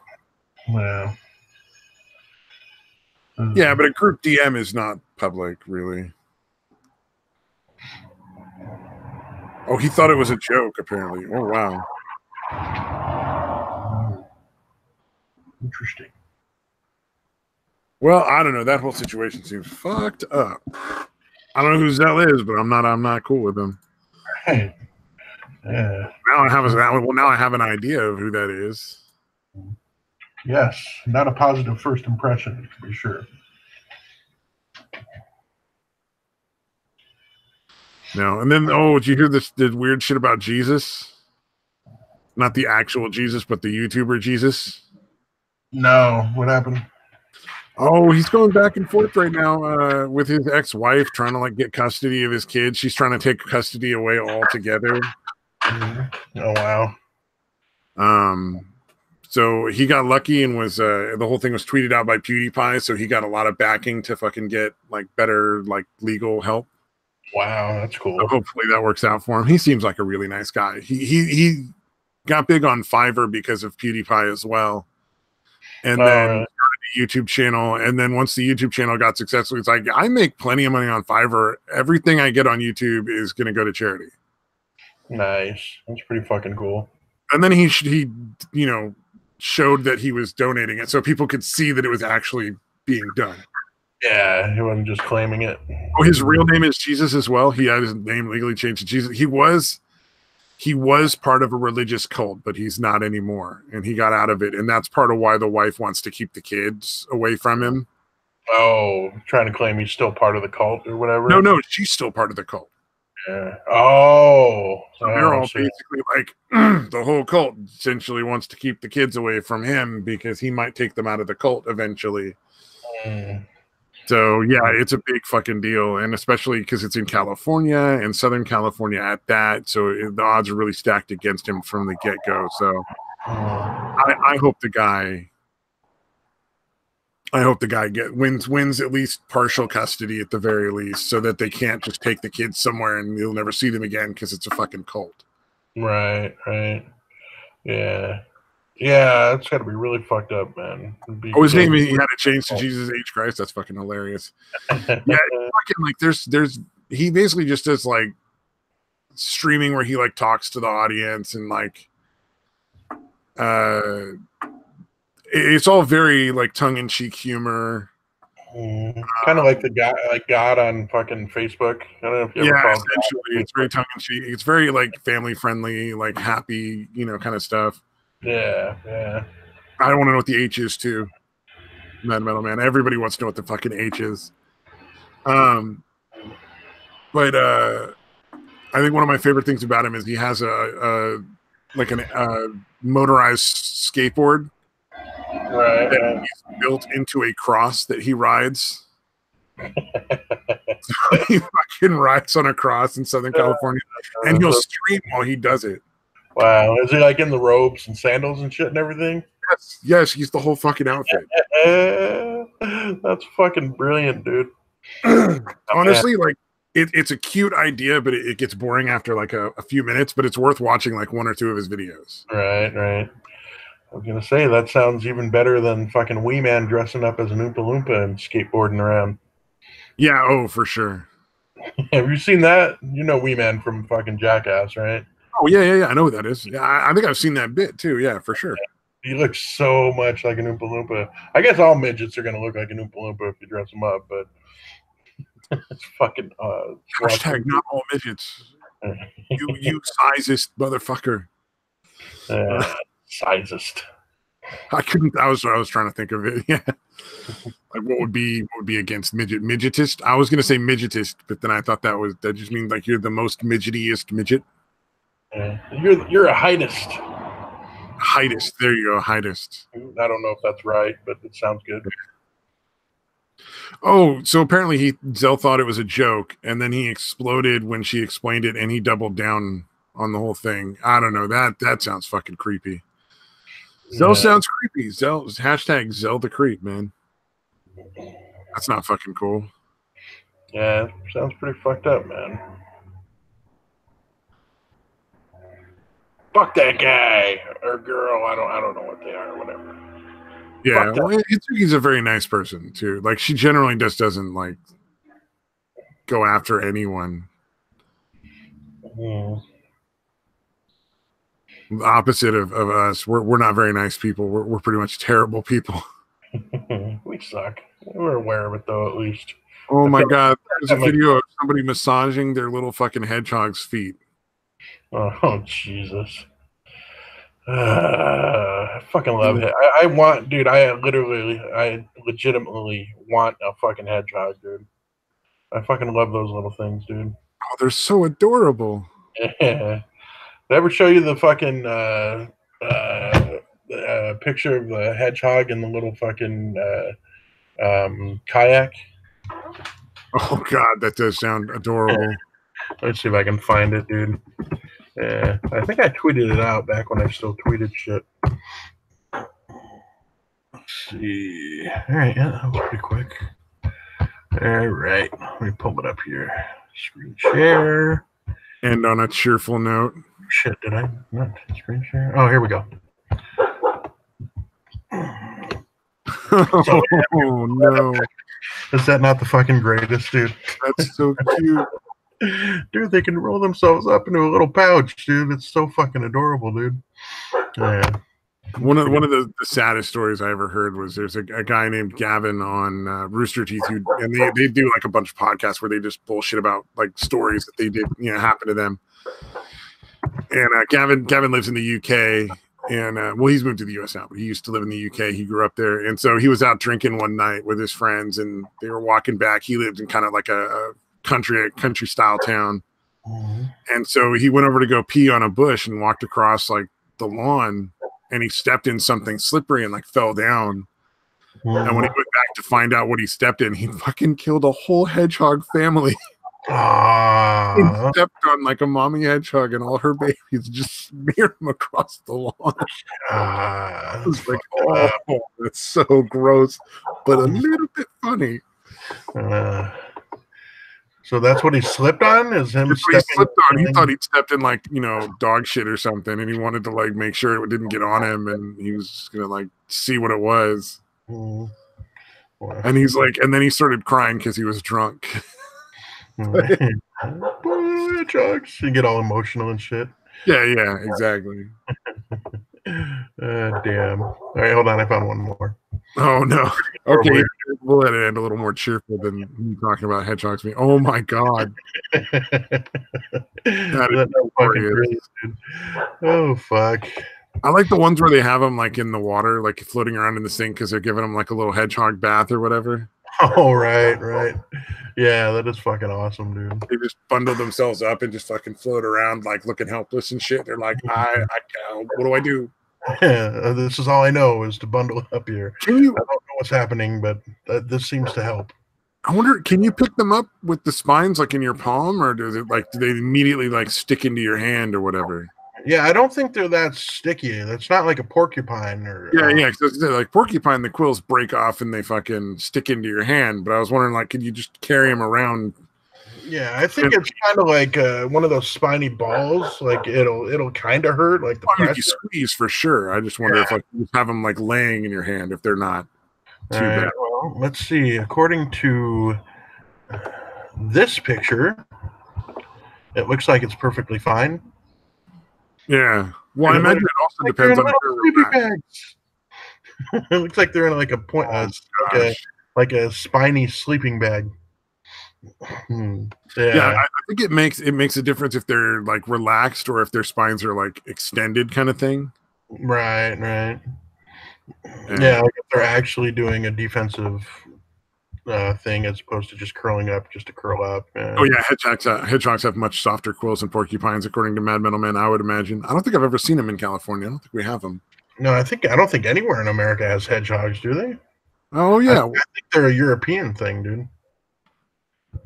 Maybe not. I don't know. I'm gonna look it up. I was typing that in. Here we go. There are no hedgehogs native to Australia, and no living species native to the Americas. Yeah, I didn't think so. Especially there once was one genus of hedgehog that was present in North America, but it's extinct. Oh. But they're mainly in Europe, Asia, and Africa, and in New Zealand by introduction.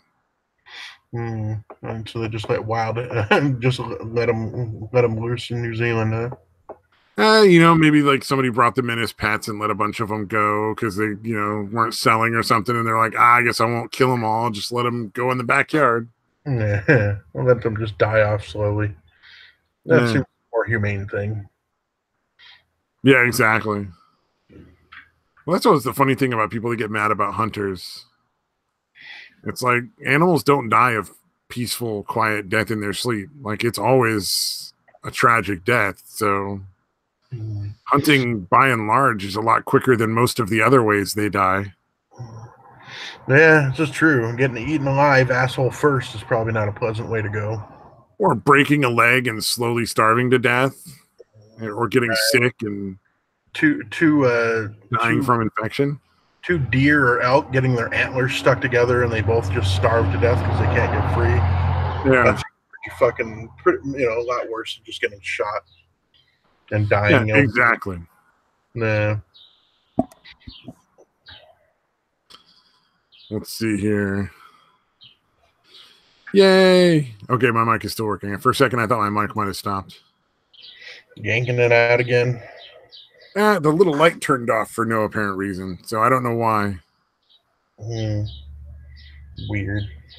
Clone the extinct animals. We need more platypus attacks in the news. Yeah, let's bring back the giant ground sloth and see how that works out. I'm down.